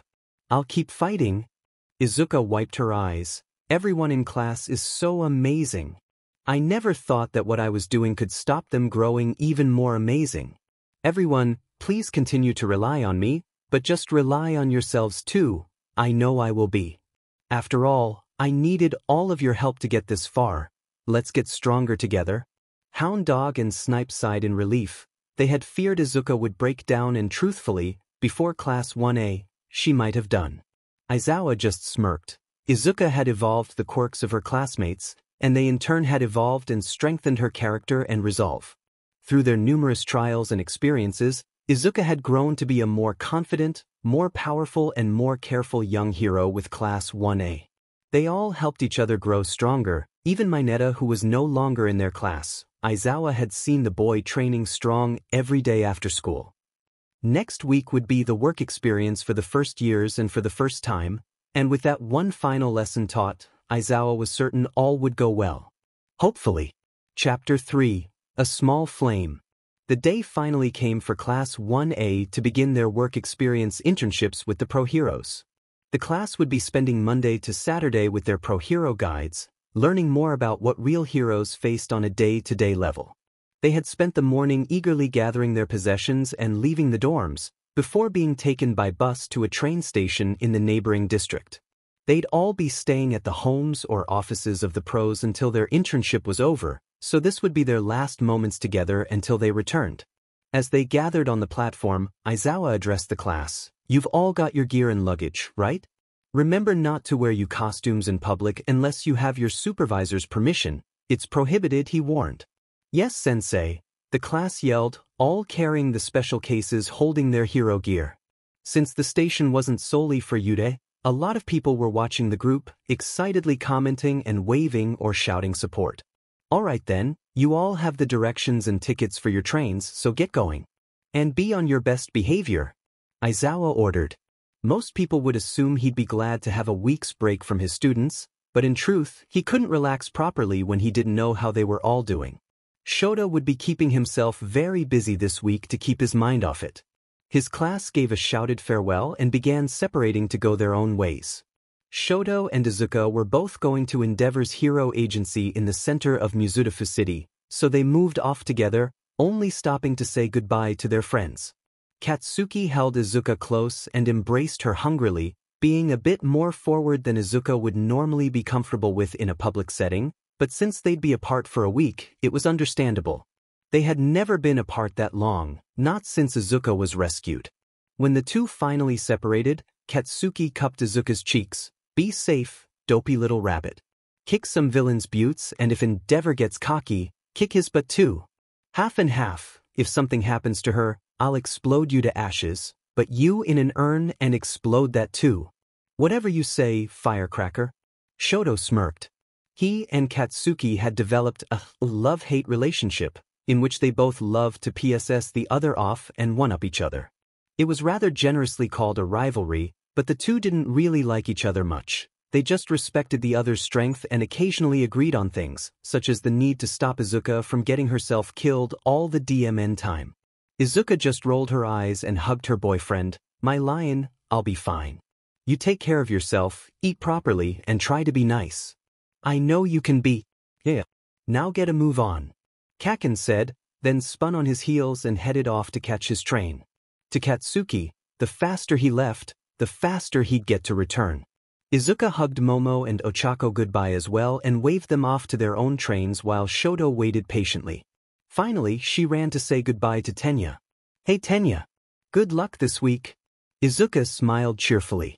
She was a little worried about the older boy. Ever since he received confirmation that he'd be going to Manuel's hero agency like he wanted, he'd been distant with his friends and spent a lot of time training and studying. More than once, Izuka had found him trying to hide the pains, like he'd been using his plus ultra mode recklessly, but he always just said it was heartburn. Tenya turned to greet Izuka and smiled, the same forced smile he'd worn all week. "Thank you, Izuka. Good luck to you as well, and you too, Todoroki." Izuka gulped. Tenya turned to walk away without another word, and Izuka had a horrid feeling, like she had to say something now or something bad would happen. She wasn't stupid. Izuka was ranked second in the class for academics after all, so she knew why Tenya was really going to Hosu, and it wasn't to be close to his busy brother. Every vague mention of the hero killer, either on the news or murmured by his fellow students, would make Tenya completely shift from whatever he was doing to full-on training mode. He'd left without a word after each mention and would only return hours later, exhausted and with sissy pains. Izuka had thought about reporting it, but feared she was wrong. If she was, Tenya might not trust her again or be upset that she'd think him capable of such unheroic thoughts. But now, Izuka had to say something. "Hey Tenya? You know I'm your friend, right?" Tenya paused. "Of course. I have never had a finer friend," he said, a real smile on his face this time. "I'm glad. But, you know that means I'm here for you, right? Like if you want to talk or someone to train with. You've been distant lately. I've been worried," Izuka confessed. Shoto's eyes narrowed as he watched Tenya's posture turn even more rigid, if such a thing was possible for the robotic boy. Tenya was hiding something. "I understand, Izuka. I apologize if I've been rude or unfriendly this week. I'm simply eager to begin working with real heroes. When I return from Hosu, I'm sure I'll be my usual self again, he promised, then walked away and caught his train, disappearing from sight. Izuka frowned and clenched her. She still had that nasty feeling. She truly wished she'd said more to him, because she would soon come to regret that day. Izuka was quiet as she and Shoto caught their own train, but after some attempts by Shoto to cheer her up, the girl eventually relaxed and focused on her own internship with Endeavor. She had to trust Tenya would be fine and do the right thing. In the meantime, she had her own work to do.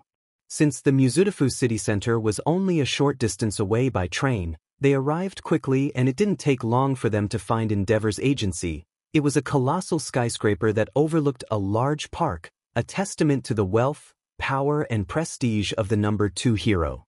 Shoto had been there before as Endeavor's son, but few others had since Endeavor didn't allow tours, press or heroes not associated with him into the building. In fact, Endeavor had never taken on an intern before, only hiring occasional sidekicks and logistical specialists, so Izuka would be one of the first people inside who wasn't employed by him. The inside was grand and modern, and every bit of technology was the best available. Endeavor's various sidekicks milled about, going to and from cases or training areas, only taking minor interest in the 2 teens. The 2 remained in the foyer at the insistence of a strict older woman, who was Endeavor's secretary, until a sidekick came to greet them. "You 2 are Shoto Todoroki and Izuka Midoriya, right?" the man asked. He was a tall man with a similar build to Aizawa-sensei. He had red spiky hair and was dressed in a black costume reminiscent of a lizard. This was Flare Drake, Endeavor's most famous sidekick. "Yes, sir. And you're Flare Drake. I'm a fan of yours." Izuka grinned. Shoto rolled his eyes as Drake puffed up in pride. "Don't let it get to you. She's every hero's fan," he said dully. "Still, it's good to have a fan. Working with a guy like Endeavor, it's easy to be overshadowed. Todoroki, your dad's a real taskmaster. Funnily enough, he's kind of eased up this last week. He still trains us into the dirt and is strict about professionalism, but he hasn't fired any of us all week and even says good work from time to time." Drake grinned. "Word has it that it's because your mom is getting out of hospital soon," he said to Shoto. Izuka gasped with delight and turned to Shoto, who blushed a bit at the happy look she gave him. "Really? Shoto, why didn't you tell me?" "Sorry, Izuka. It's not set in stone yet. The doctors agreed to a kind of home care program. Mom will be moving into a house with my sister Fuyumi in Nebo Ward. Her nurse will be living there too, but it's really just changing her hospital room for a slightly more homey setting. Nothing else is changing," Shoto admitted. "Still, that's great. I'm happy for you, Shoto." Izuka smiled. Flare Drake chuckled at the boy's blush and snapped his fingers to draw their attention back to him. "So anyway, the boss asked me to come and see you up to his office. He would have come down himself, but he's meeting with another sidekick. Now, let's go," he said, cheerfully leading the 2 teens through the building on a small tour. Endeavor's sidekicks all shared 2 traits. They were powerful combat heroes, and they took their jobs seriously. No matter how jovial their personalities seemed, when it was time to work, they were all vicious, remorseless battle machines. Many sidekicks came to him for strength, or because their quirks worked well with his, but so long as they had those 2 traits, they'd be accepted. As such, there was 2 very different atmospheres in the agency. One was for those on break. They chatted, relaxed and seemed perfectly happy and normal, like they were office workers around the water cooler. Then there were those training or getting information from the various logistics offices. They were stiff, formal and serious, with none of the relaxation or frivolity of those not actively working. That was the rule of the Endeavor agency. On the job, you work diligently and seriously, but off the job, no one cared what you did. The agency building had 5 main areas: the logistics offices where heroes and sidekicks could gather information for their jobs, the training areas for practicing their skills, the support workshops where Endeavor had his own team of support staff that maintained their gear, the hero offices where full heroes under Endeavor's banner operated with their own sidekicks, and lastly, Endeavor's offices, which contained all the same areas but for Endeavor's personal use. When they finally reached the imposing dark wood doors into Endeavor's offices, Flare Drake was suddenly forced to pull the teens aside as the door burst open and a furious sidekick marched out. The man was as tall and muscular as Endeavor, if not a bit more so, but unlike Endeavor, he was completely bald except for a long dark brown ponytail and had a boar's snout and tusks in place of a normal nose. He wore dark plate armor and carried a large spear, as well as a large clawed gauntlet on the hand that didn't hold his spear. He marched away, only stopping for a second to glare at the newcomers before marching off. Shoto glared after him. Who was that? That was Gammon, right? Izuka said, looking to Flare Drake, who nodded to her. He's one of Endeavor's other sidekicks and was the closest to going independent, since Flare Drake refuses to leave Endeavor's side. His quirk is heat vision. Really? He looks like an a-hole. Shoto scowled. Oh, he is. Drake frowned. He and the boss have been fighting all week. You know how I said the boss has eased up a little? Well, Gammon has been going around saying the boss has gone soft. It's ridiculous. He doesn't fire somebody for a tiny mistake and says good job like once, and Gammon suddenly thinks he's going to start singing orphans to sleep or something. Endeavor's the same as always, he's just being a slightly better boss. Seriously? That guy is mad because my father is being less of an butt? Shoto said, disbelieving. Izuka frowned. Gammon has some pretty bad history for a hero. He has been given official warnings for extreme collateral damage and extremely excessive force. That's nothing. Drake said, Endeavor had to save him from serious consequences 5 years ago when Gammon killed a petty criminal. He claimed it was self-defense, but witnesses say it was murder and the crook had surrendered. If it weren't for the boss's work with All Might during the All-for-One battle, Endeavor would have been demoted down to at least 5th place in the hero rankings.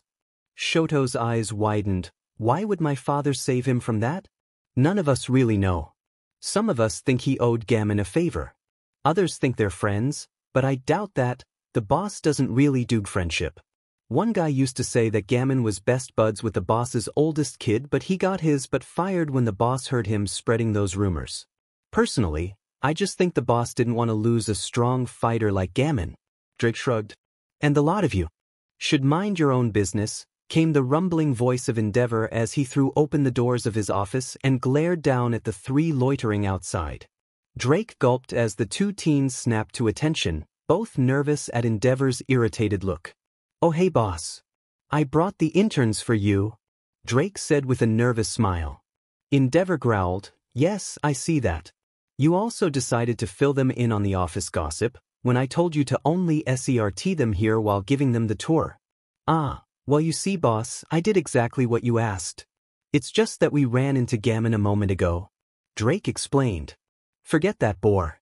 He'll shape up or be kicked out. Now, I expect 3 resolved cases from you by the end of the week, or you're on toilet cleaning duty for a month. Dismissed. Endeavor declared. Flare Drake nodded seriously. Yes sir, he shouted, then ran off, leaving Endeavor to lead the 2 teens into his office. As his father sat behind his desk, Shoto couldn't resist commenting. I'm surprised you didn't fire Drake for gossiping, he said wryly. Endeavor scoffed. Lesson 1. I run my agency as a meritocracy. So long as you work strong and do well, your rank within the agency increases. The higher the rank, the more I'm willing to put up with to keep you around. The Endeavor agency currently has 16 hero offices working under it and a total of 48 sidekicks spread between myself and the heroes of those offices. Naturally, I am number 1 here while Drake is number 2, so it will take more than some idle gossip to make me dismiss him. As newbies, you both will occupy the bottom ranks. Midoriya is ranked 66 and you Shoto are ranked 67, since she got further than you in the sports festival. Your goal here this week is to rise as high as you can in the rankings. As interns, I don't expect you to get into the top 60, but if you manage it, I will reward you, the Flame Hero explained. Both teens nodded. Endeavor was acting purely professional, not really acknowledging any connection he had with them. His ranking Izuka higher also ended any worries by Shoto that Endeavor would try to use his authority to claim revenge against the girl for the exhibition match. Endeavor leaned back in his chair. Now, let us get the introductions out of the way. I am Flame Hero, Endeavor, he said with a nod to each of them. Izuka smiled. My name is Izuka Mitter Dash. Stop. Endeavor cut her off. I didn't introduce myself as Enji Todoroki. The person you are outside the world of heroes means nothing here.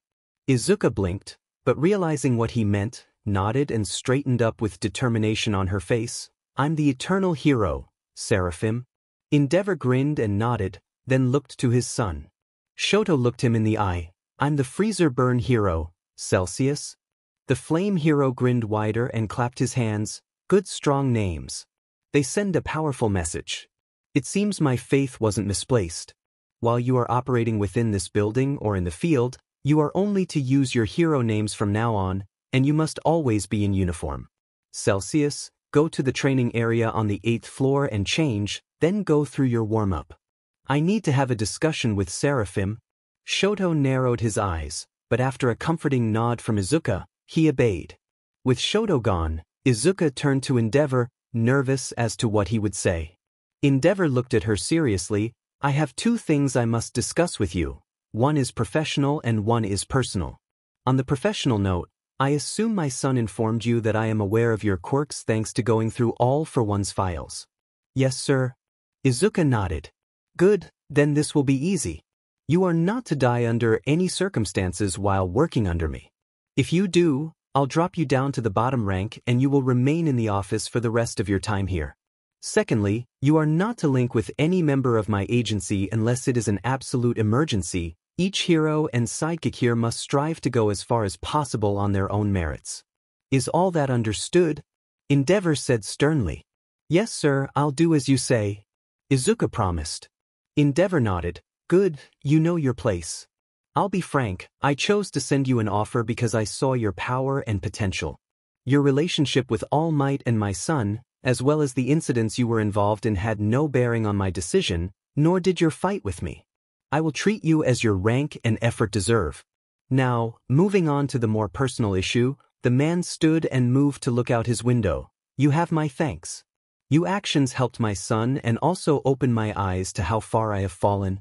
Izuka smiled. I'm happy I was able to help. Don't get the wrong idea, however, the man said with a serious expression. I still aim to be the number one, and I still aim to raise Shoto to that position. I've simply decided to change how I do it. Don't expect me to coddle the people or smile incessantly like your father. I will become number one by becoming so powerful, no one will be able to deny my superiority. I will be number one on MY terms. However, I have learned that there is no room for cruelty in the road to the top. You have my thanks for opening my eyes to that. Now, I have a question for you. The hero looked her in the eye. Why did you choose to come here? Izuka fidgeted nervously. I knew you were the best fire user, so as a fellow fire user, I wanted to learn from you. You're also the top combat specialist, and I want to learn how to fight better. I used to think I could just rescue and support while my partner fought the enemy.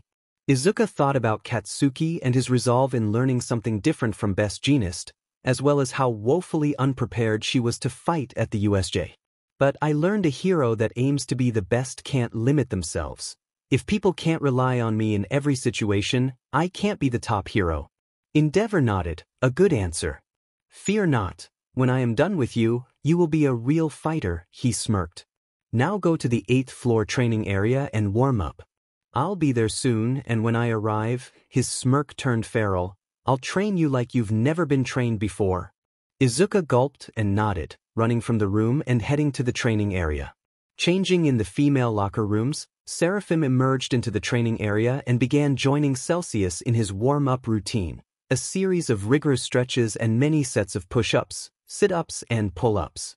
For a normal teenager, the warm-up would be a full workout, but for Celsius and Seraphim, it was fairly light compared to their usual training with their respective fathers. Both were fully warmed up and raring to go by the time Endeavor arrived, appearing with two sidekicks. The one to his right was a man dressed in a harlequin outfit and a mask that covered his face. The left side was crying and frowning, was the right side was smiling and laughing like the old theater masks.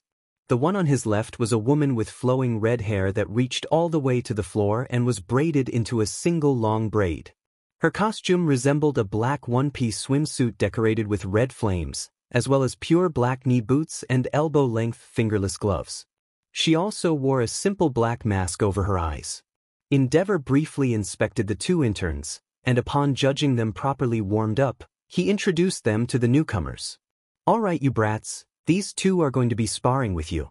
These are my newest sidekicks, fresh from UDA's last graduating class. This guy is Blade Jester and the girl is Imbright, ranked 65 and 64 respectively. You'll fight them until one of you surrenders or is knocked out. They know your quirks, but you don't know theirs. Celsius, you're with Imbright, and Seraphim, you're with Blade Jester." The Flame Hero has been careful when picking these two sidekicks to fight the interns. Imbright was a fire user like himself, so she had to be matched with Celsius, as Seraphim would be immune to her, but Blade Jester was someone Seraphim would be unprepared for. He was actually an underground hero, and despite having attended UA while Seraphim was training with Recovery Girl, he had never been to the nurse's office, so the girl didn't know who he was and couldn't use any analysis from his resolved cases to fight him. For this, she'd be as blind as anyone. Celsius and Imbright went first. Celsius sent a wave of ice to try and freeze the sidekick, then Imbright simply whipped her hair at the incoming attack, causing her braid to come loose. Each strand of hair became a thread of fire and easily shredded through the ice, then snaked its way through the slush to catch Celsius' leg, though it wasn't burning anymore. Imbright's quirk was Flame Gorgon, the ability to freely manipulate her hair and set it on fire at will. This became clear when Celsius was thrown into the wall of the training room despite trying to both freeze and burn the hair away. The hair was fireproof, much like Izuka's, and the fire burned hot enough to melt any ice used against it. Recovering from his trip into the wall, Celsius activated Plus Ultra mode and aimed both hands at the sidekick, shooting a massive torrent of icy cold water from each palm, mildly impressing Endeavor. Imbright squealed as the cold water hit her and was followed up by some intense cold to freeze her in place, but it didn't last long as she was still able to ignite her wet hair, drying it instantly and freeing herself. Celsius didn't have time to be surprised as the hair snaked around his throat and choked him out, leaving him to fall unconscious to the floor. Izuka gaped at the sight. Imbright had beaten him so easily. Shoto was strong, very strong, and was considered one of the two top boys of their generation, yet he'd not been able to do more than make Imbright uncomfortably cold. The girl was suddenly much more apprehensive about her own fight. This was the difference in power between a student and a sidekick. As Shoto woke up, Endeavor regarded him with a small frown. "As I expected. You have keen control over your ice and are fairly skilled with your fire, considering how little you used it in the past, but you always attack the same way, looking to overwhelm your opponent with the elements. Every battle, you start with a wave of ice. Raw power isn't enough at this level. You'd need to be much stronger for that alone to win against real opponents. You demonstrated creativity in the battle with the Laser Kid. I want to see more of that. Until you have more power, you need to make up for your weaknesses with tactics," the man lectured. Imbright nodded along with her boss, helping Shoto to his feet. "He's right. When I was your age, on my own work experience, I was really vulnerable to cold and water. If you'd fought me then, I'd have been defeated easily. When faced with something you can't beat, you either have to grow so strong you can steamroll it with pure power, or use tricks and tactics to overcome it." Shoto frowned, thinking back to his battles with Aoyama and Uraraka. Both had been far outmatched by him, yet had stood up to him and been able to push him with clever use of their quirks. I think it would be better if I was able to use my quirk more effectively before growing stronger," he admitted. He had only recently been able to incorporate water into his combat style, but thinking about it now, there was more he could do, like using steam or simply lowering and increasing the temperature of his surroundings. Endeavor nodded approvingly, seeing his son thinking seriously about how to use his quirk more effectively. Certain Shoto would come to the right answer on his own. He turned to Izuka. "Seraphim, you'll battle Blade Jester now," he declared, gesturing for her and his sidekick to move to the middle of the training area. Jester was silent and made a showy bow, jingling the bells on his outfit in the process. Izuka smiled and returned the bow, then took a combat stance and watched her opponent carefully. Since she had no idea what her opponent could do, She remained on the defensive, her wings summoned and ready to block any attack that suddenly came at her as she watched Jester. The sidekick clapped at the appearance of the wings, then spoke for the first time. "Oh, how pretty. You match your name, little angel," he said, his voice light and feminine, with a playful lilt to it. "Thank you. I like your costume." "It's pretty," Seraphim replied cautiously. It was true too. While it was garishly colored, Jester's Harlequin outfit was quite nice to look at. It was a vibrant royal purple and deep BLD red spandex suit with the gloves and shoes attached. He wore a torn green shawl that covered his back and a matching blue skirt with bells along the hem, and what parts of his head that weren't covered by his mask was hidden by a patchwork hood. Suddenly, Jester drew a pair of thin curved daggers from his skirt and spun them in his hands before dropping them to the ground, apparently failing whatever trick he had been attempting. Puzzled, Seraphim took a step back, knowing that with a name like Blade Jester, the man must have a quirk related to those daggers. Jester tilted his head when he saw Seraphim wasn't reacting and so took 2 steps forward and turned his back on her, bending over as if to pick up his knives. As he bent, he flipped up the back of his skirt to reveal a big patchwork smiley face sewn into the seat of his costume. He essentially had a smiley face on his butt. Caught off guard by this ridiculous man, Seraphim giggled, not noticing Endeavor or Embright cringing on the sidelines. As soon as the giggle left her mouth, Seraphim suddenly felt very dizzy. Random colors began to invert themselves while others darkened or lightened. Noises randomly got quieter and louder and the room seemed to spin, causing the young hero to stagger and gasp, feeling nauseated by the sudden shift of her senses. Blade Jester immediately moved to act. He grabbed his blades and with lethal speed and skill, attacked her, his knives slicing this way and that, dancing through the air towards the girl. Despite her vulnerability, Seraphim was able to see the attack coming and willed her wings to surround her, so they protected her from the blades. However, while they were able to stop Jester getting through thanks to their heat, they weren't fully physical, so the sidekick leapt backward and threw one of his knives through the wings directly at Seraphim. The attack wasn't meant to seriously hurt her, so only barely cut her cheek, but that cut stung like nothing the girl had ever felt. It was like 1,000 bees were stinging the same thin line of skin. She grimaced and bared the pain stoically, but it did make her eyes tear up a bit, and that was all Jester needed. The moment Blade Jester saw a single tear leak from Seraphim's eye, he bowed once again and Seraphim promptly felt all air vanish from her lungs as she struggled to breathe. Thanks to the number of times she was killed by drowning or suffocation, and her evolution adapting her to resist more attempts, Izuka could go without oxygen for an hour and wouldn't lose consciousness until the 45-minute mark, so she was able to stay standing and fighting, though she was significantly weakened without oxygen. Still, she could still use her flames, so Izuka recognized that there was air, she just couldn't breathe it for some reason. Sluggishly, she decided to go on the offensive, flaring her wings and firing several flame feathers, but Jester effortlessly ducked and weaved around them with his acrobatics, acting as if he was in a show. The sidekick's posture was surprised though. He clearly didn't expect his opponent to be able to fight this long without breathing. However, the fight soon ended as it became clear Seraphim couldn't fight any longer and was just continuing through dogged determination. Her chances of victory were 0%, so Endeavor called the fight. Izuka looked down at the floor as she fell to her hands and knees, disappointed at her loss even as air raced back into her lungs and she hungrily breathed it in. "I lost," she muttered sadly. "You did. There's no shame in it. Blade Jester is not a good guy to fight unless you know his quirk," Embright said, helping the girl back to her feet. "It was triggered by laughter, right? And my tears too. It's some kind of mental quirk, like Hitoshi's," Izuka said. "How observant," Jester said, clapping his hands. "My quirk is called comedy and tragedy. If I make you laugh, I can manipulate your emotions and senses by playing around with how your brain reacts to chemicals and outside stimuli. If I make you cry, even just a single tear, I can manipulate your body by forcing your brain to send or stop sending signals. You giggle, which was a joy to hear by the way, allowed me to confuse you, then my blade was able to make you cry a single tear, allowing me to tell your brain to tell your lungs to stop working. My knives are coated in a special agent that stings like crazy, based on lemon juice and bullet ant venom to help induce crying, he explained. He gently petted Izuka's hair. I've wanted to fight you since I saw you defeat Shinso in the sports festival. I thought you might be immune to my quirk, but it seems not. Still, I'm impressed. Izuka blushed. Thank you, Blade Jester.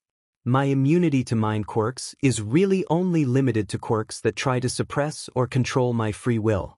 Since your quirk doesn't try to control me, but rather messes with how my brain understands things, it still works. Endeavor nodded. So tell me, Seraphim, what is your analysis? I have heard a lot about your skill in that area, so I wish to see it firsthand, he said. Izuka gulped, easily intimidated by Endeavor despite knowing he couldn't hurt her. Blade Jester's strategy is practically flawless against one-on-one opponents. He forces his foe to laugh, then uses his comedy half to disorient them and leave them open to an attack with his blades. If that doesn't take them out on their own, the stinging agent would make them tear up, allowing him to shut off their lungs and choke them out. It would be more difficult on multiple opponents, unless his quirk can affect many people at once, and against stoic opponents like yourself, making them laugh or cry would be tough. The flame hero nodded approvingly. My own analysts came to the same conclusion.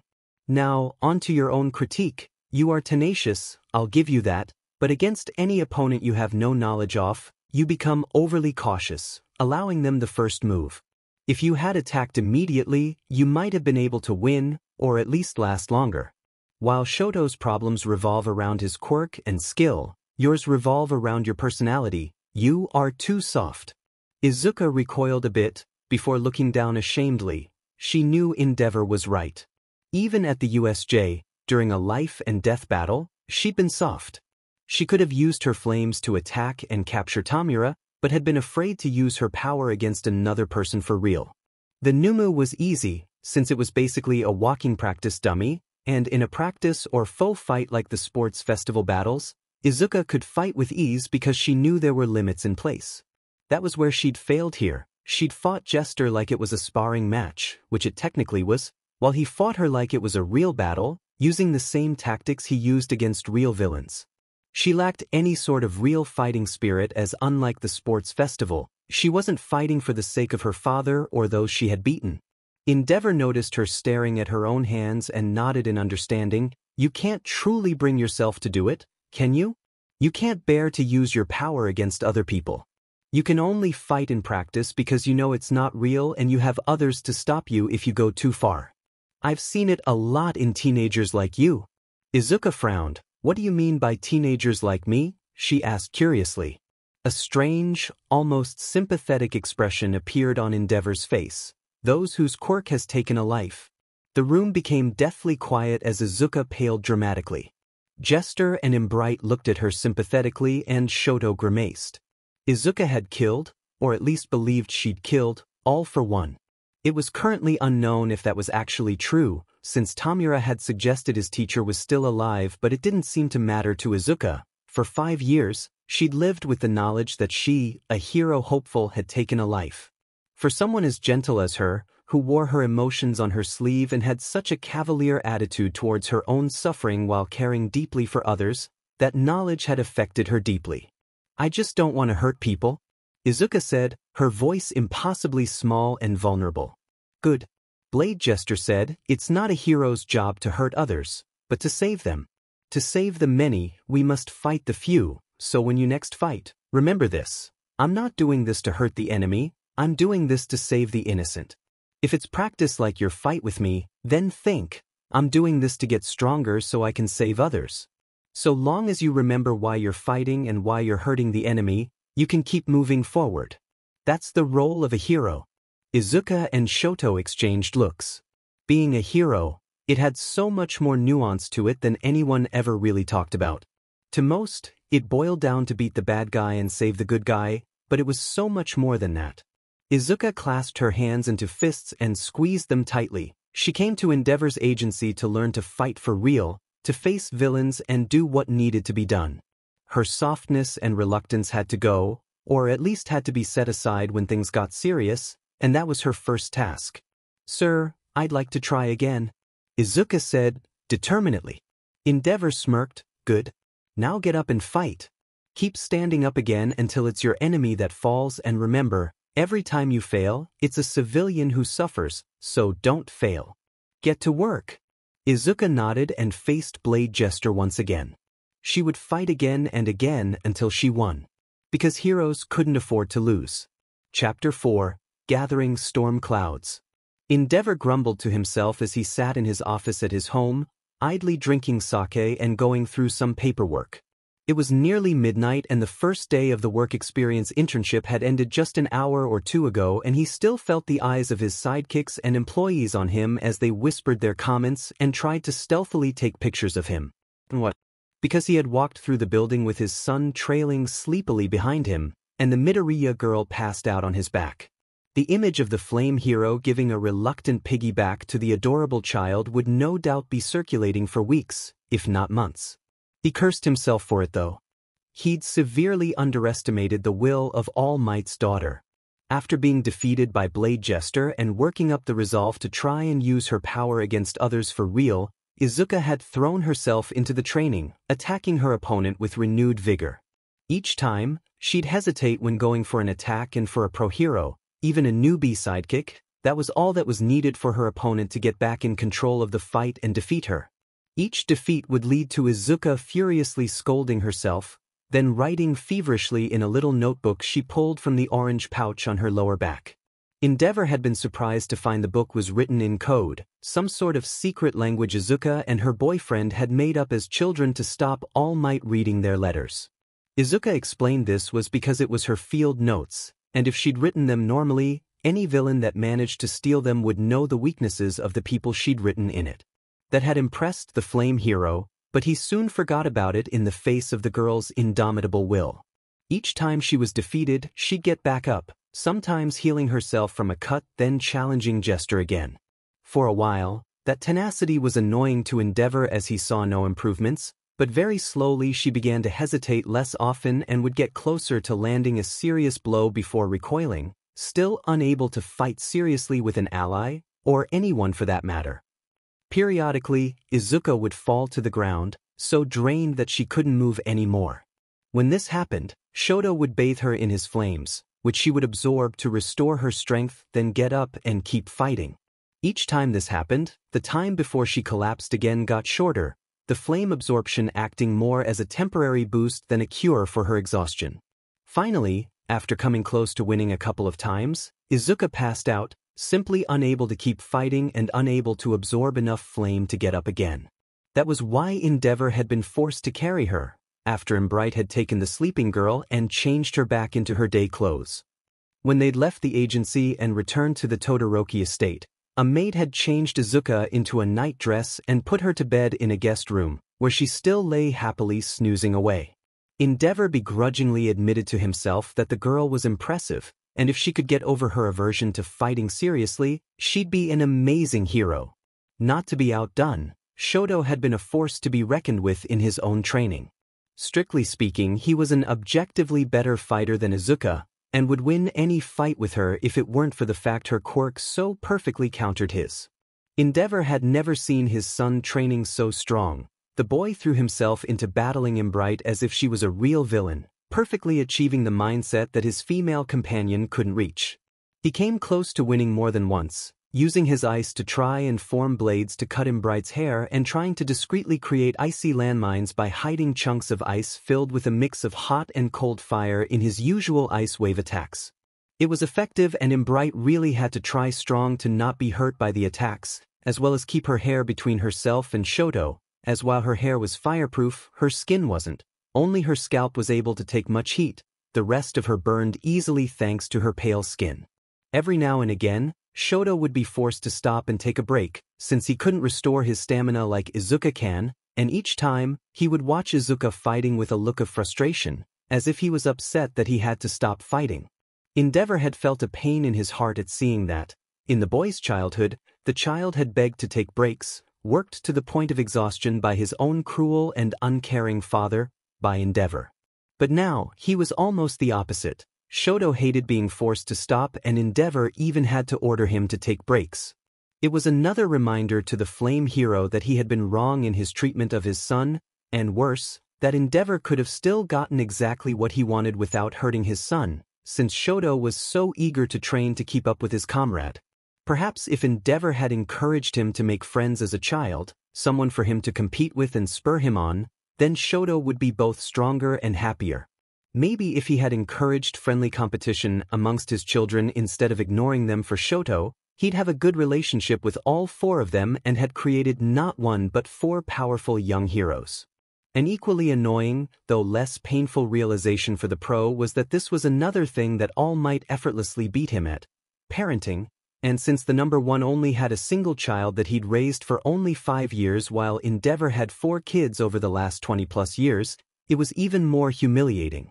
When training finally ended that day, Endeavor had gently ruffled his son's hair and to his surprise, Shoto didn't recoil, though this was likely out of exhaustion more than a longing for his father's affection. It had been nice, and the two walked out together, eating a quiet dinner together at home before Shoto retired to his room. For the first time in over a decade, Endeavor felt like a real father. He had decided then and there that he had made the right choice by abandoning some of his pride and harshness. And so Endeavor sat in his office, swigging the last of his sake before getting up to turn in for the night. Tomorrow afternoon he would take the two out on patrol. It would be a good test for them. That evening at U.A, Toshinori sat rather uncomfortably on the sofa of the Class 1A dorms. In the last week, he'd gotten accustomed to the hustle and bustle of his students, and now that all the students were gone, he felt oddly melancholic. He told himself it would only be a week, but considering this was also the first time he'd been away from his daughter for that long, he was nervous and restless. Inko had gone to bed early, so it was just Toshi sitting and sipping his cola. There was a sudden knock at the dorm doors, followed by a beep and click as they swung open, allowing Detective Tsukachi into the room. "Hey Toshinori. Glad I caught you while you were awake. Got a minute to talk?" "Naomasa. It's been a while. What are you doing here?" "It's too late for a social visit," Toshi said, gesturing for the man to sit down. Naomasa took a seat and sighed. "Truthfully, you're right. This isn't a social visit," he said, pulling a couple of photographs from his coat pocket. "We have new information in the League of Villains case." Toshi's eyes narrowed. "What is it?" The detective slid the first photo over to All Might. It was a snapshot from a security camera feed and showed a blurry image of 2 figures standing on a rooftop. The first was unfamiliar to the number one hero. He was a lanky and slouching figure covered head to toe in sharp objects and with a long flowing scarf. The other was unmistakable: Kurogyri. "The League and an unknown villain?" Toshi asked. "That villain is confirmed to be the hero killer Stain. This picture seems to prove they are on friendly terms, which to us confirms they are working together," Naomasa explained. All Might scowled. He knew this was a possibility and had been theorized for a while. Gran Torino had told him the League had made contact with the hero killer and suspected he might have been recruited, but here was solid proof. "I don't suppose the camera feed showed where they went?" Naomasa shook his head. "Sadly not. They warped away." "But that isn't the only problem," he said, reluctantly passing along the other picture. This one was a basic police mugshot, depicting a fairly muscular man with dull eyes, very large lips and shaggy dirty blonde hair. Toshinori gave his friend a questioning look, prompting the detective to continue. "It was strong going, since your daughter and Todoroki incinerated most of the Numu that attacked the USJ, but we were finally able to crack the thing's metal bones and test the bone marrow for DNA matches." "I see. So this guy was who became that Numu?" Toshi said, not overly impressed by the figure in the picture. "Is this guy someone important?" Naomasa shook his head. "He's completely unremarkable. A petty criminal whose rap sheet is mostly minor crimes with a few assault and extortion charges thrown in. He was released on parole and went missing." Toshi felt his heart sink. "When was this?" The detective frowned. 8 months ago." Toshi froze. 8 months ago. That meant he had been caught and turned into a Numu sometime in that PRD. But that shouldn't be possible unless. So this confirms it. Shigaraki was telling the truth. All for one is alive, he said bitterly. Naomasa nodded. "It's technically not a guarantee. It's possible he had another accomplice who he gifted portions of his quirk to. His notes on creating the Numus did frequently mention an assistant. However, The odds of that are slim. As of today, All for One is being treated as an SSS rank fugitive. The public won't be informed of his return until we get confirmation he truly is alive, but every government across the world has been alerted. Tashinori scowled. An SSS rank incident or criminal was a global risk, someone who could bring about an apocalyptic event. Sheet, was all he could say. Naomasa smiled sympathetically. I share your sentiments. Are you going to tell Izuka? I'll have to. I can't send her out into the world without her knowing who was lying in wait. I'll wait until she comes back from her internship. No need to ruin her week, Toshi said, getting up and heading to his personal fridge in the dorm manager's apartment. Cola wasn't enough for this. He needed something stronger. He'd tell Izuka when he saw her on Sunday, so she could focus on her internship. Little did he know, by the time they saw each other again at the end of the week, Izuka would already be very much aware. Elsewhere, the hero killer Stain idly liked his lips as he waited. He was stood against a wall in a dingy little bar in the middle of Kamino Ward. He was currently waiting for the two he had allied with to show up, the villain brat Shigaraki and the freaky Yakuza guy. For what felt like the 100th time, Stain questioned why he even bothered showing up to this meeting. Neither of these allies had much to offer him on his crusade. Stain had been recruited shortly after Ingenium was healed. The hero killer was intrigued by the girl who healed him, but aside from her undoing a bit of his work, she was of no real consequence to Stain. He would just need to be sure to kill his next victim like many of the others. From what little he gathered on this Midoriya girl, she seemed like a hero that followed All Might's philosophy, which meant she was spared from Stain's crusade. Shortly after, Kurogyari had warped him to this bar, and after a tense standoff, Stain was forced to admit that Shigaraki had potential, with his fledgling conviction, so Stain had agreed to a minor partnership while they weeded out some of the slightly tougher fake heroes. After all, Stain was only one man, so if he threw some foolish villains to their doom to help bring down a fake hero, then he would score a double victory. Finally, after waiting for ages, Shigaraki returned with Kurogyari and two members of the Yakuza group, the 8 Precepts. The first was their boss, Kai Chisaki, who was a fairly unremarkable-looking man in his 20s with dull brownish hair and bloodshot eyes. His only notable feature was the orange beak mask he wore to cover the lower parts of his face. The other guy was unknown, but referred to himself as Chronostasis and wore a cloak and hood with a plague doctor's mask. Without further ado, Shigaraki had the lot of them sit around one of the tables at the bar with nothing but brief nods. Good of you to join us. We have decided to share a little secret with you guys as our allies, as well as offer you a reward for helping us. Shigaraki smirked.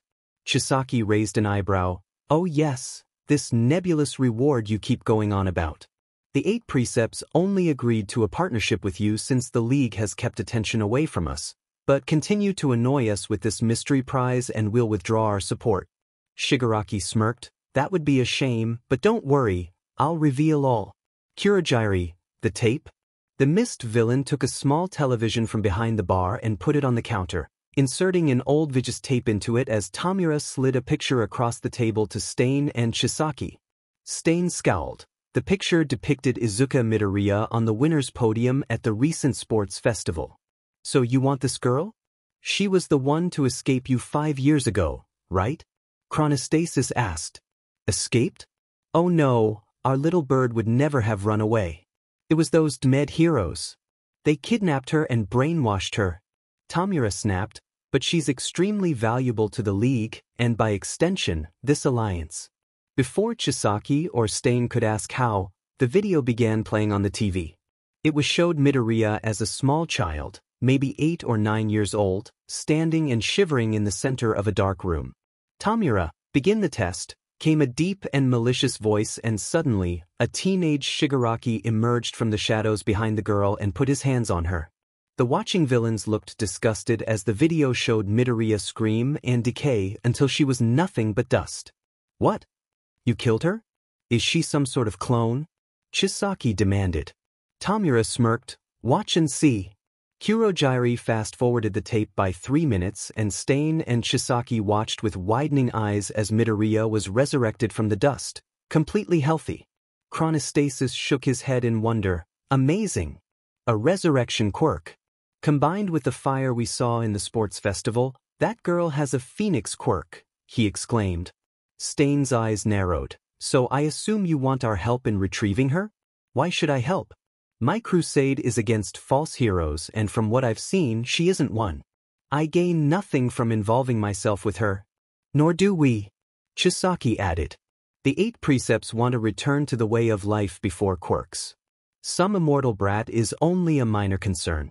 Tamura nodded. I know. But Phoenix isn't her only quirk. My sensei's experiments helped create a new one within her, link evolution. For the little bird, this doesn't mean a lot. She can speak to the people she links with in her head, and as long as the link holds, she can use a weak form of their quirk, but the issue is the people she links with. Their quirks are made permanently stronger, like a perpetual trigger effect. That can never be undone. Chisaki and Stain both narrowed their eyes. That quirk would be a problem for both of them. If the heroes used her to bolster their powers, it would be nearly impossible for the 8 precepts to survive long enough to complete their plan, and an army of fake superheroes was not something Stain could deal with. So you want us to capture her and turn her over to you. What do we get from it? Chisaki demanded. Once we have her back and turn her to our side again, we'll have her evolve your quirks to make you stronger, plus we'll lend her to you to assist with your plans. Stain, you can kill a lot more heroes with her help, and it would work for me too. Chisaki, she could improve the power of your own little pet. What was her name again? Oh yes, Eri. Tamura smiled evilly. Chisaki scowled. How had this madman learned about Eri? Perhaps the 8 precepts had a spy in their midst? He'd need to do some searching later. Stain looked pensive, but ultimately he had little choice. This girl would be a lethal weapon in his crusade, either against him or with him, so the hero killer nodded his understanding to the villains. Fine, I'll help. But once this girl is caught, I expect you to fulfill your end of the bargain. I'm going back to Hosu, he said, marching out the door. Shall I warp you? Kurojairi shouted after him, only for Stain to growl bitterly. I'll walk. I could use the air, he snapped. He was furious that he would now have to assist in the hunt for a hero with real potential, but he had no choice. This was for the greater good. A few blocks away, Chisaki and Chronostasis caught up to him, having agreed to help the League as well, but it was clear from the cruel gleam in Chisaki's eye that they had something else planned. Stain, I've got a proposition for you, the man said. What is it? Stain asked, his bad mood on full display. You know that the League is untrustworthy. They'll use us, then destroy us. The goal of the 8 precepts is in opposition with theirs, and at the end of the day, you're trying to revive a true hero society while they want to destroy heroes altogether. If the League gets a hold of this Phoenix brat, it'll only be a matter of time before we are betrayed and killed. Chisaki said matter-of-factly. So you want to betray the League and you want my help to do it? Stain scowled. Why should I fight alongside you? Chisaki grinned beneath his mask. You don't have to.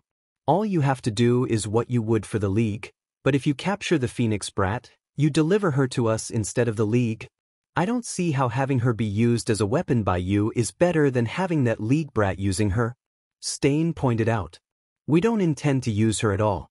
Chisaki said, we have developed a weapon that can destroy quirks permanently. We've managed to synthesize 2 functioning quirk destroyer bullets, and we've tested one already, proving we have the formula perfected. Currently, the process of making them is too difficult to be adapted for mass production, but we have one more left, and we intend to use it on Phoenix. For our goal, we can't allow an immortal that can upgrade other quirks to exist, so we'll destroy her quirks. Stain frowned. I'll be honest, I trust in your conviction more than the insane boy that runs the League. What will you do once the girl's quirks are erased? Chisaki shrugged. Who knows? She'll just be some quirkless brat, so it doesn't really matter. I might keep her for my men or sell her. I might give her to Eri as a playmate or might just drop her off somewhere and forget about her. I can give her to you if you want. Stain shook his head. If I do this, then I expect you to set her free. No point in spilling the BLD of someone pure.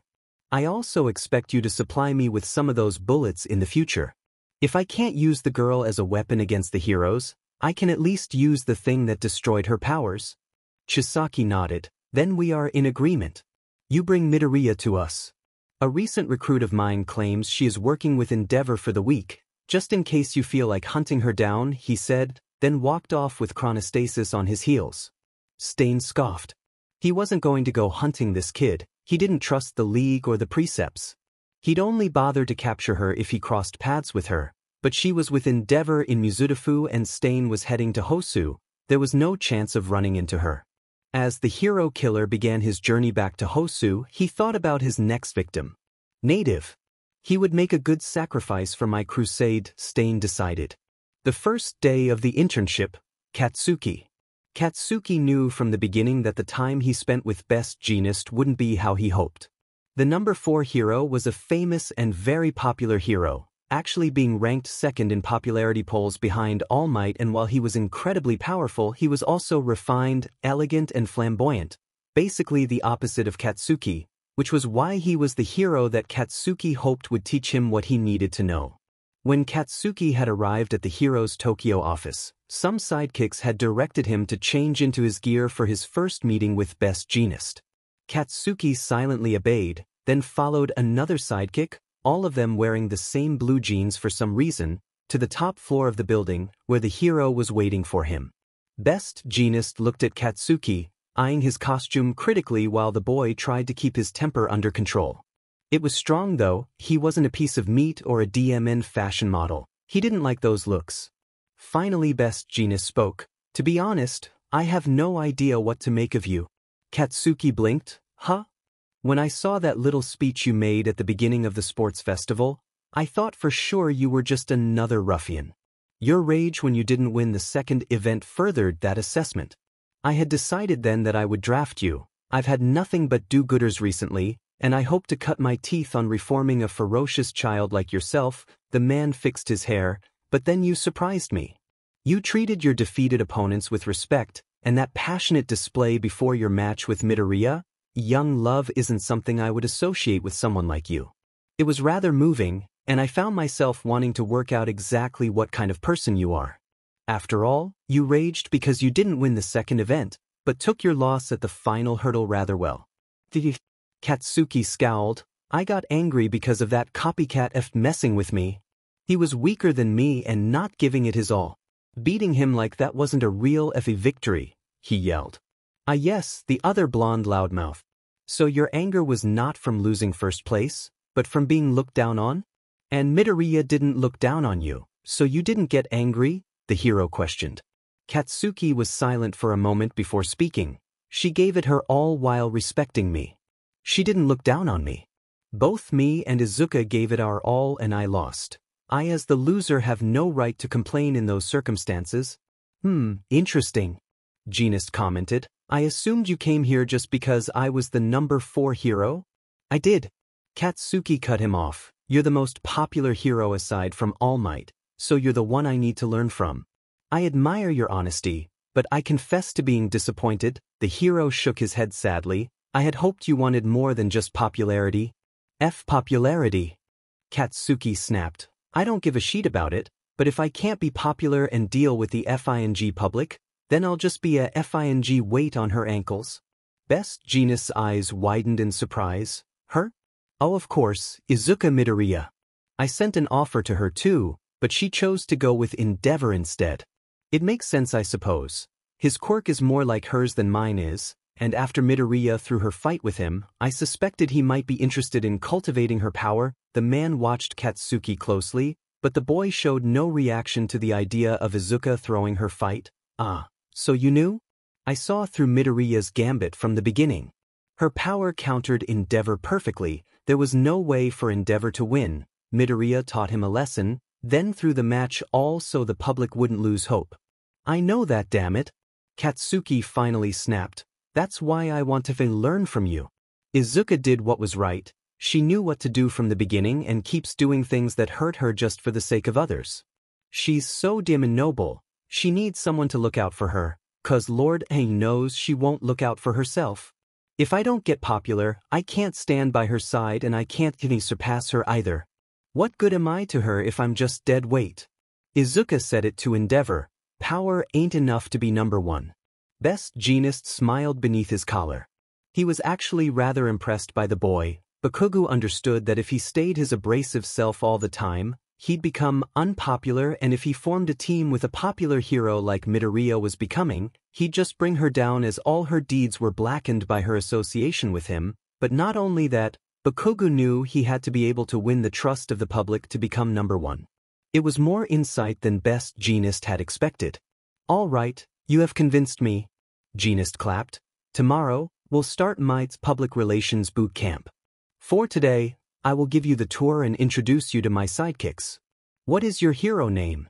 "The Big Bang Hero," burst Magnus. Katsuki answered proudly, "It's the name Izuka gave me." "Very nice. Out of curiosity, what would you have called yourself?" the hero asked. Katsuki grinned. "King Explosion Murder." "Izuka would be Queen Inferno Murder."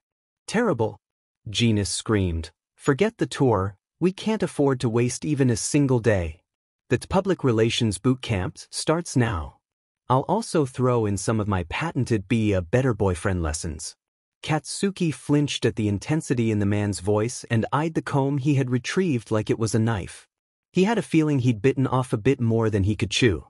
All across the region, his fellow Class 1A students were experiencing their own meetings with their pro-hero teachers, each raring to go and learn.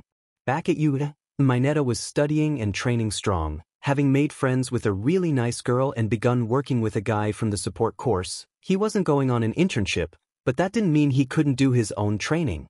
Slowly, their class marched forward on their roads to herohood, though in the years to come, they'd not remember that week for their internships. It would be for the 8 precept uprisings and the chaos they caused. Elsewhere, the little girl tiptoed around the corner, keeping as silent as possible. She needed to escape, she needed to get away. She couldn't take it anymore. The experiments had become more frequent, and now the bad man had managed to perfect his weapon. A bullet that inflicted her curse on other people, stealing their quirks forever. Hours ago, the bad man had come back from a meeting with more bad people and said that she'd have another girl to play with soon, but the little girl was scared. These bad people had what they wanted from her, or at least she thought so, and were now getting another girl. Did that mean they were done with her? Then what would they do with her? She had to run, so had to escape. Slipping past her guards and finding the entrance, the little girl made a run for it. She would be free. Eri would be free. Chapter 5. Battle Girl Izuka. On the second day of her work experience, Izuka awoke in unfamiliar surroundings. The girl slowly sat up, realizing she was sleeping on a futon in a Japanese-style room. The last thing she remembered was fighting Blade Jester in Endeavor's agency, so she reasoned that she'd passed out. This had to be the Todoroki estate. The decor matched perfectly with what Shoto had done to his room at the dorms. Izuka quickly got up and found her clothes, changing into them while hoping that it had been a maid or something who had dressed her into her night clothes. Emerging from the Todoroki's guest room, Izuka was met by an elderly lady in a kimono, who bowed politely to her. "Miss Midoriya, good morning. I was sent by Mr. Todoroki to wake you. He asks that you join him and young Mr. Shoto for breakfast in the hall." "Might I eat you?" the lady asked kindly. "Yes, please." Izuka bowed politely, and the lady smiled sweetly at her as she turned to lead the girl to her hosts. The Todoroki estate was in the heart of Giannasu Ward and, like all homes in the ward, was a wealthy Japanese-style estate. Izuka was led to the hall, which was really a large room with a long, low table in the center and numerous cushions around it to act as seats. Endeavor, already in uniform, was at the head of the table with Shoto at his right. Upon seeing her, Endeavor gestured for Izuka to take the seat at his left, which she did obediently. "Good morning, Endeavor, Sir Shoto." Izuka greeted politely. "Morning, Izuka." Shoto replied coolly.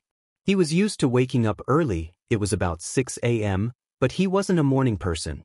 Endeavor nodded sternly at her. "Are you well rested? I will be training you thoroughly today." Izuka gulped. "Yes, sir." If it's okay, sir, what happened yesterday?" "The last thing I remember is fighting Blade Jester." Endeavor smirked. "You fought until you dropped.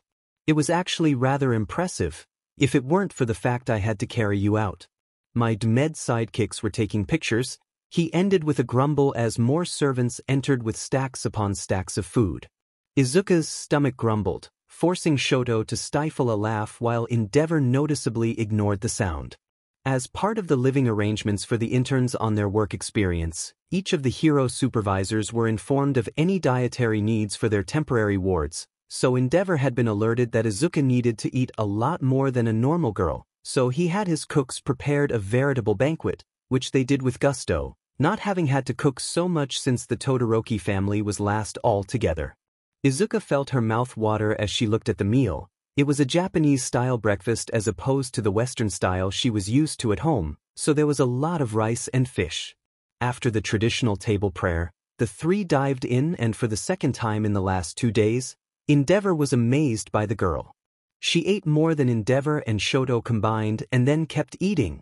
Endeavor had to tilt his head to subtly look at the girl's stomach, yet it didn't seem to swell or bloat. Where the hell did this girl put it all? Her manners were impeccable, of course. Mama Midoriya had been meticulous in teaching her daughter proper manners, especially since her papa ate rather quickly and messily, so she had to counter his bad influence. The maids and the Todorokis were amazed when Izuka finally stopped having devoured everything in reach. "Thank you for the meal," Izuka chirped happily. Endeavor turned to Shoto. "Shoto, what did I just watch?" His son smirked wryly. Izuka's quirk burns calories rapidly just by existing, and she uses the excess food she eats as fuel for her fire. Auntie Inko, our dorm manager, explained that it all gets converted into raw energy inside her body, which is why she doesn't get huge despite eating so much. As a side effect of that though, my body grows slowly since all the calories and energy are consumed by my quirk, which is why I'm small. Izuka smiled. "I was extra hungry since I missed dinner yesterday. If I don't eat enough, then my flames start using my life energy as fuel, and if I use too much," she trailed off, not wanting the maids to hear of her immortality. Endeavor was mildly shocked. So the girl's own quirk could kill her from overuse? He'd need to watch that and ensure she eats every meal from now on.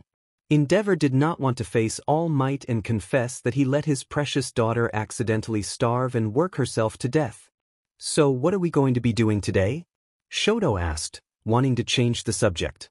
"I planned for us to go on a patrol around Mizudafu's city center this afternoon, but for this morning we will continue where we left off yesterday," Endeavor stated. Izuka frowned. "I feel like I've hit a wall," she admitted. "No matter how strong I try, I can't stop that moment of hesitation before a blow. If I can't get over it, how am I supposed to fight real villains?" Shoto blinked. "I still don't really understand why you hesitate. You don't win training with us in class, or in the sports festival. And you didn't hold back against that Numa. That was different." Izuka argued. Numa wasn't a person anymore. It was just a mindless weapon, so fighting it wasn't a problem, and the sports festival and training aren't real battles. They're just simulations. I can act without worry because I know I'll be stopped if I go a bit too far, but with Blade Jester, I'm trying to imagine him as I would a real villain, so I hesitate." Shoto shrugged. "Then stop thinking of it like that. Just remember that it's only training and you'll do fine." "That would be pointless, Shoto." Endeavor cut in. "The whole point of this training is to enable her to fight real villains without hesitation. At the USJ, you killed the Numu without worry, but you held back against the 2 ringleaders because they were real humans. If you hadn't, they'd either be captured or dead." Izuka scowled, her hands clenched tightly in frustration. "But I don't know what to do. The moment I think about using my power to hurt another person for real, I freeze up." Endeavor rubbed his chin, his flame beard flickering in his fingers. This problem must be resolved or you can never be trusted as a real hero." "Wait, what about the Monkalama incident?" Izuka's eyes widened. "Muscular. I didn't hesitate against him. He was a real villain and I didn't freeze. We're getting somewhere."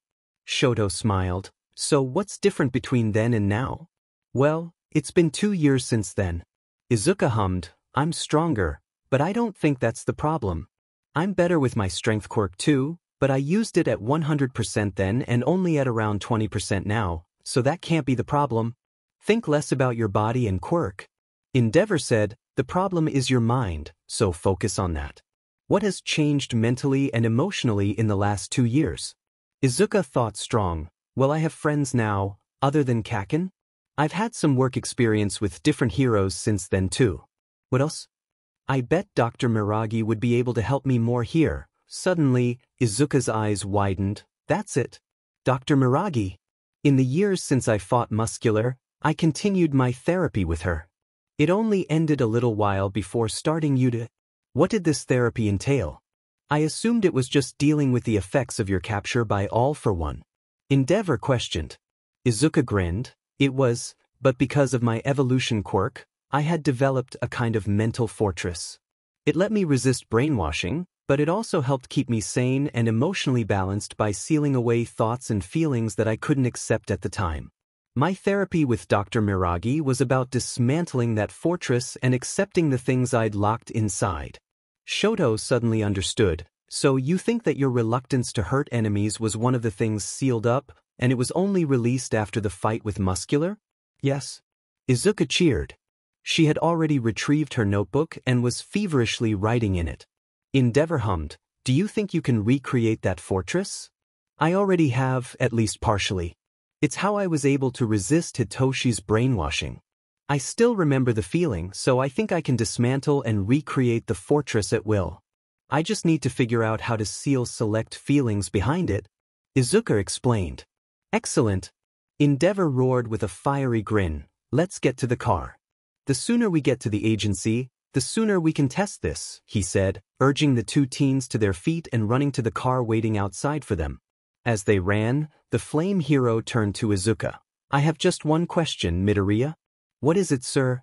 Endeavor frowned. What the hell is a kakin? Izuka and Shoto burst into laughter, confusing the hero even more. He never did get his answer. A short while later, the trio was back in the training area of Endeavor's agency, dressed in their hero gear and facing Imbright and Blade Jester again. This time, Izuka took the lead and fought first, taking a few seconds to focus on her mental fortress. She had to carefully isolate feelings within her and allow the walls of the fortress to weave around and encompass them. It wasn't like she had a complete guide or understanding of exactly what feelings were the cause of her hesitation, so she had to use logic to concentrate and isolate the individual emotions. She could feel Endeavor growing impatient, and since Izuka didn't want to test the man's patience, he was a better person, not a good person after all, she just shoved all her feelings, with the exception of her sense of self-preservation and her will to fight, into the fortress and slammed it shut. This proved to be a mistake, however, as Izuka immediately lost all perception, becoming unable to see, hear, or move. She was moved into a dark void, similar to the one she was in when she died, but unlike then, she could feel faint echoes of touch, as if her body was still moving without her conscious mind.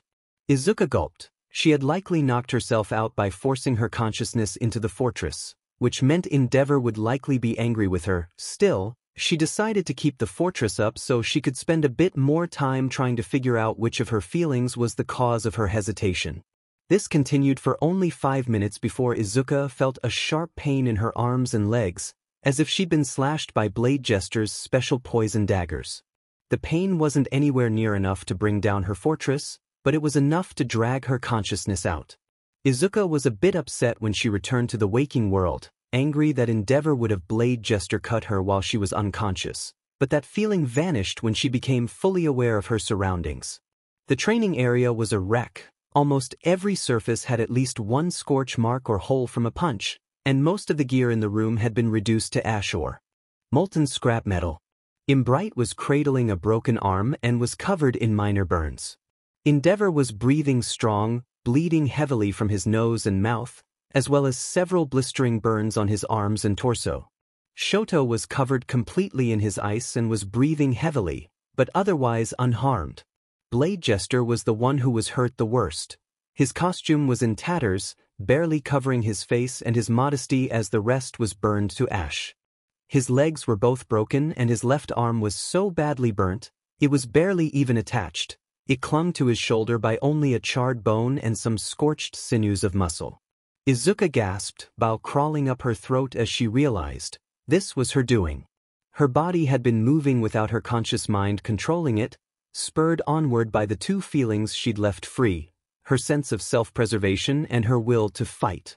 As a result, She'd gone berserk, fighting everything that her unconscious mind took as a threat and worse, fighting it until it couldn't fight anymore. It was a miracle that all 4 of her victims survived.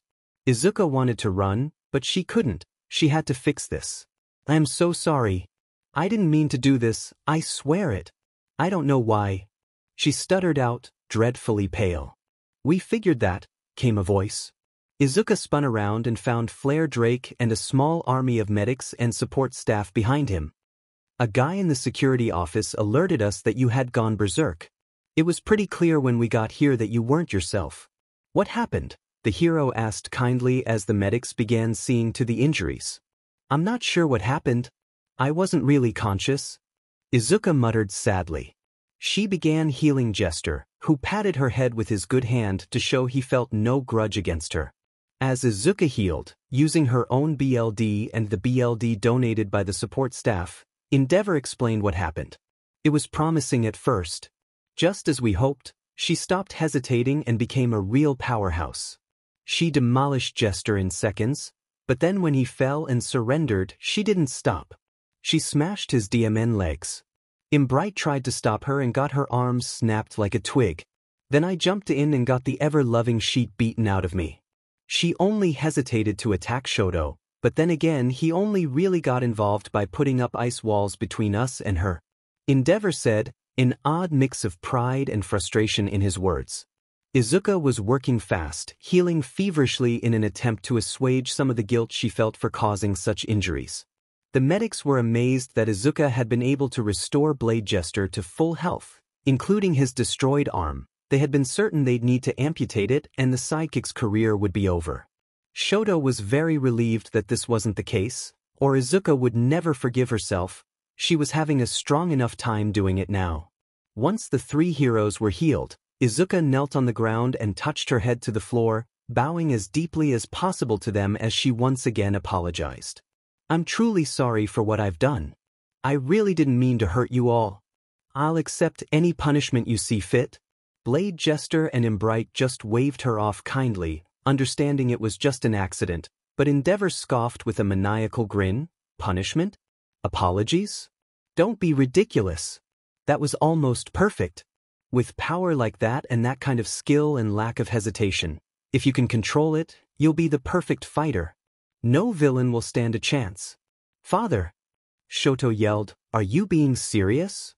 Izuka isn't like you. She doesn't want to just beat on villains." Endeavor scoffed, "Come now, Shoto, even you must see it. That wild form, it is the epitome of what I've tried to create. It is what I wanted for you, an unrelenting and dauntless power. With proper control, she'd be invincible. I wonder if that mental fortress can be taught to you." Shoto growled furiously, "You haven't changed at all. Hero I can be proud of, what a farce," he snapped. Endeavor suddenly froze. Power wasn't enough.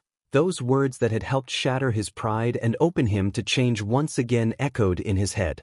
It disgusted him how quickly he had become drunk with power again. Maybe he hadn't changed as much as he thought. Shoto certainly didn't think so. His staff weren't looking at him, keeping their eyes down and pretending to not be paying attention. Imbright looked disappointed and Flare Drake was looking sympathetically at Shoto and Izuka. Even Jester, whose face was still obscured by the remains of his mask and hood, seemed to be looking disapprovingly at him. Endeavor could scarcely believe it. The changes he'd tried to make, were they for nothing? One tiny glimpse at the power he had once wanted for Shoto and himself, and suddenly he was back to being a power-hungry beast. It disgusted the man as once again the 2 sides of his mind warred with each other, one screaming that this was his dream and that this was power and power was truth, while the other screamed that he was disappointing his son once again, becoming the same kind of monster he had been before. Sighing and swallowing his pride, Endeavor nodded to Shoto, "I apologize. I forgot myself for a moment. I allowed the adrenaline to addle my brain. Midoriya, that power, while very useful for combat, is dangerous. I'll help you learn to control it, with Shoto's help." Endeavor didn't trust himself not to become drunk on power again if left alone. "Imbright, Blade Jester, you 2 have done enough for today. Take a day off. The rest of you, good work." "I'll give you all a small bonus as thanks for your strong work," he said, before leading Shoto and Izuka back to his office. For the whole walk, Shoto was silently watching his father. How much of his change was true and not just an act? A man that was willing to engage in a quirk marriage and then abandon 3 children, abuse his wife and beat his youngest son wasn't a man Shoto could trust, but he had really hoped Endeavor had changed, if even a little bit. It made the boy think of Izuka's confrontation with Hisashi at the sports festival. Perhaps deep down, Shoto felt the same way Izuka did, not truly loving his father, but also wanting the man to truly care for him.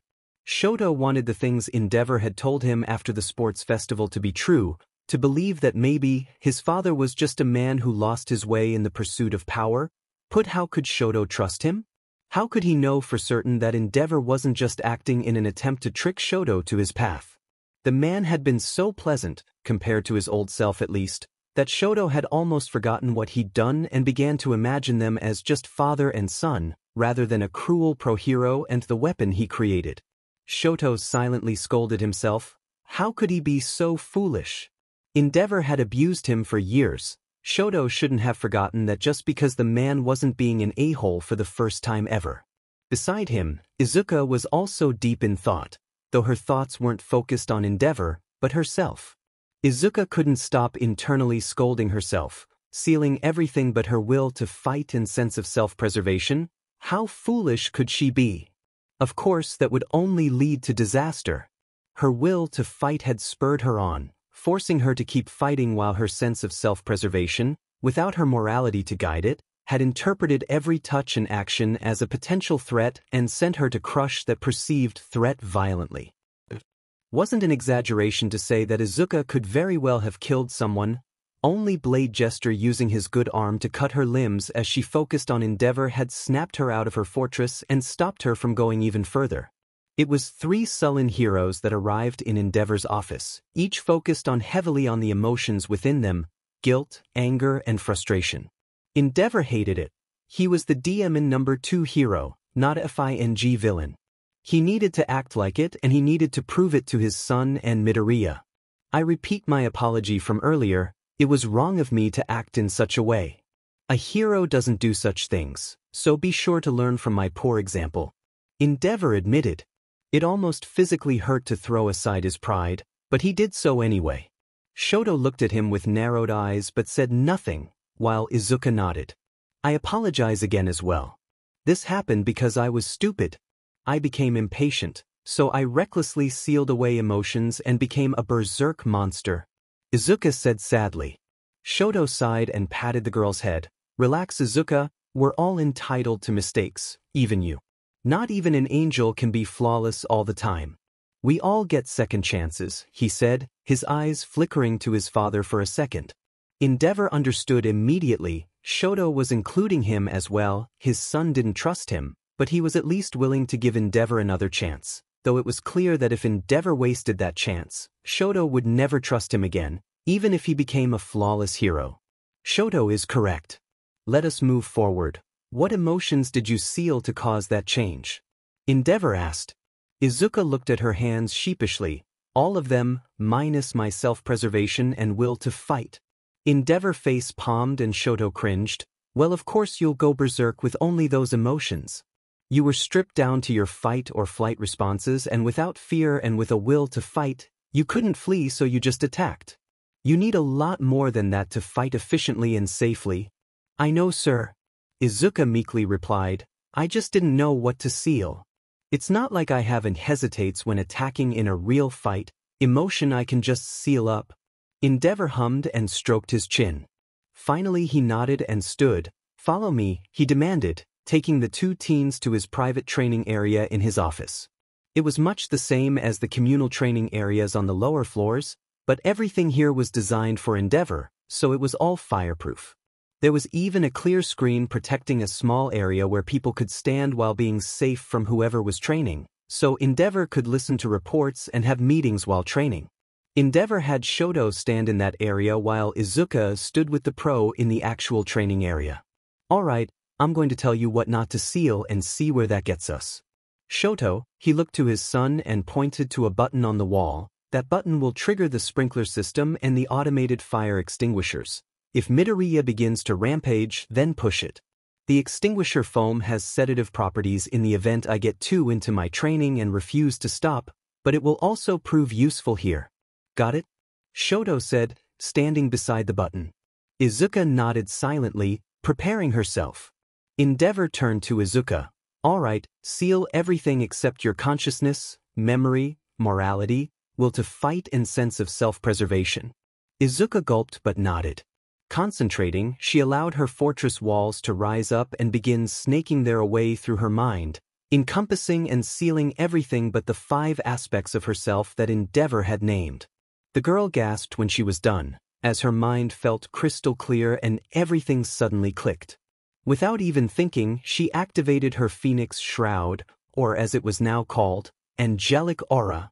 Her new version of the move was much the same as before. She coated herself in flame to boost her effectiveness, but also kept one for all running through her at 20%. Now though, it included her new mental technique, allowing her to fight with villains without hesitating. Izuka smiled, a faint satisfaction coursing through her as she looked at her fist, coated in pale flames and crackling with the red and green lightning that she'd come to associate with One for All. Unlike her berserk mode, Izuka remained conscious and in control, her consciousness, memories and morality ensuring she wouldn't lose control or act against her will. However, all of her emotions were sealed up. Because those emotions were so tightly entwined with her consciousness and morality, Izuka couldn't seal them completely, so rather than being gone, they were extremely muted. In reality, her faint satisfaction was actually the type to make a normal Izuka jump up and down with joy, but as heavily restrained as it was, she simply smiled a bit. Do you think you've managed it? Endeavor asked. I think so. Izuka said, flexing her body. My mind is clear, but my body feels a bit stiff.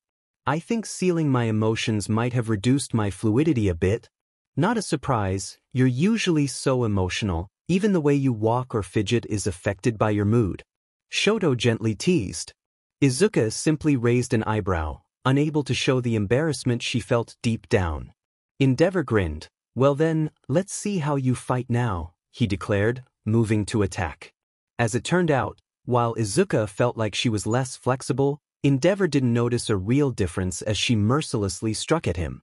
It was only light sparring as opposed to their battle at the sports festival or their earlier encounter while Izuka was berserk, but it was clear that Izuka wasn't hesitating. Her every blow struck true and strong and she thought with much less hesitation and fear. While a normal person would attack and defend recklessly or cautiously based on their personality and how they felt in the battle, Izuka was fighting emotionlessly, her morality ensuring she never struck harder than was needed to win and her sense of self-preservation ensuring she defended exactly as she had to rather than recklessly taking blows or cautiously defending early against weak or slow attacks. She wasn't actually any stronger, she was just fighting more efficiently, letting her instincts take over. There was a disadvantage though. Izuka couldn't employ any of her cunning plans while using this form, as her skill in strategizing was based more in her emotions and fangirl side than her critical and logical mind.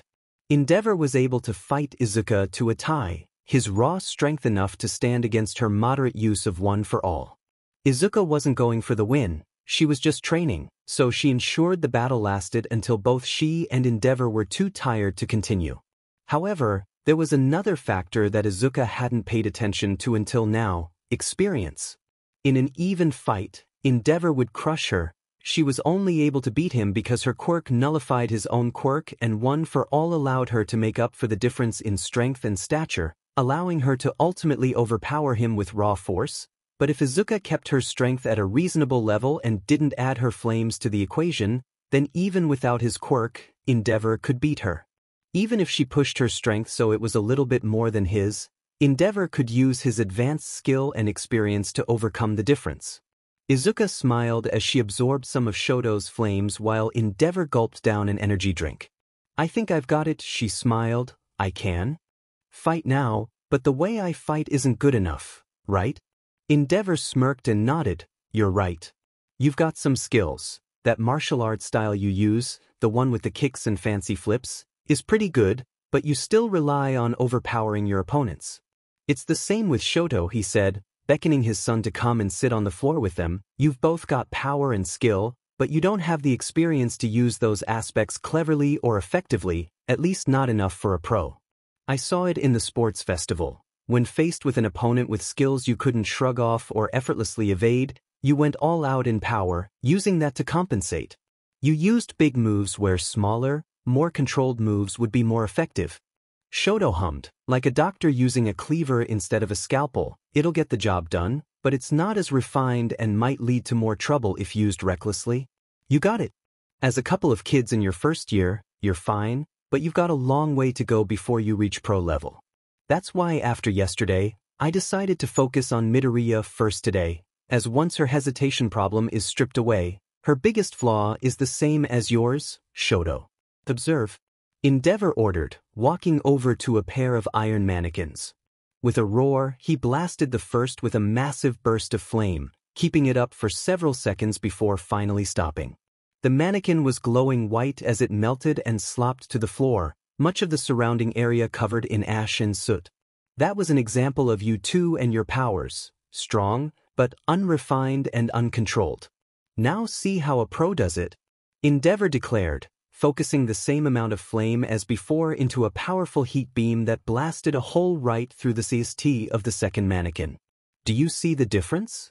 Uncontrolled, I achieved my goal of destroying the mannequin, but in the process, I went overboard and did more damage than I wanted as well as affecting the surrounding area.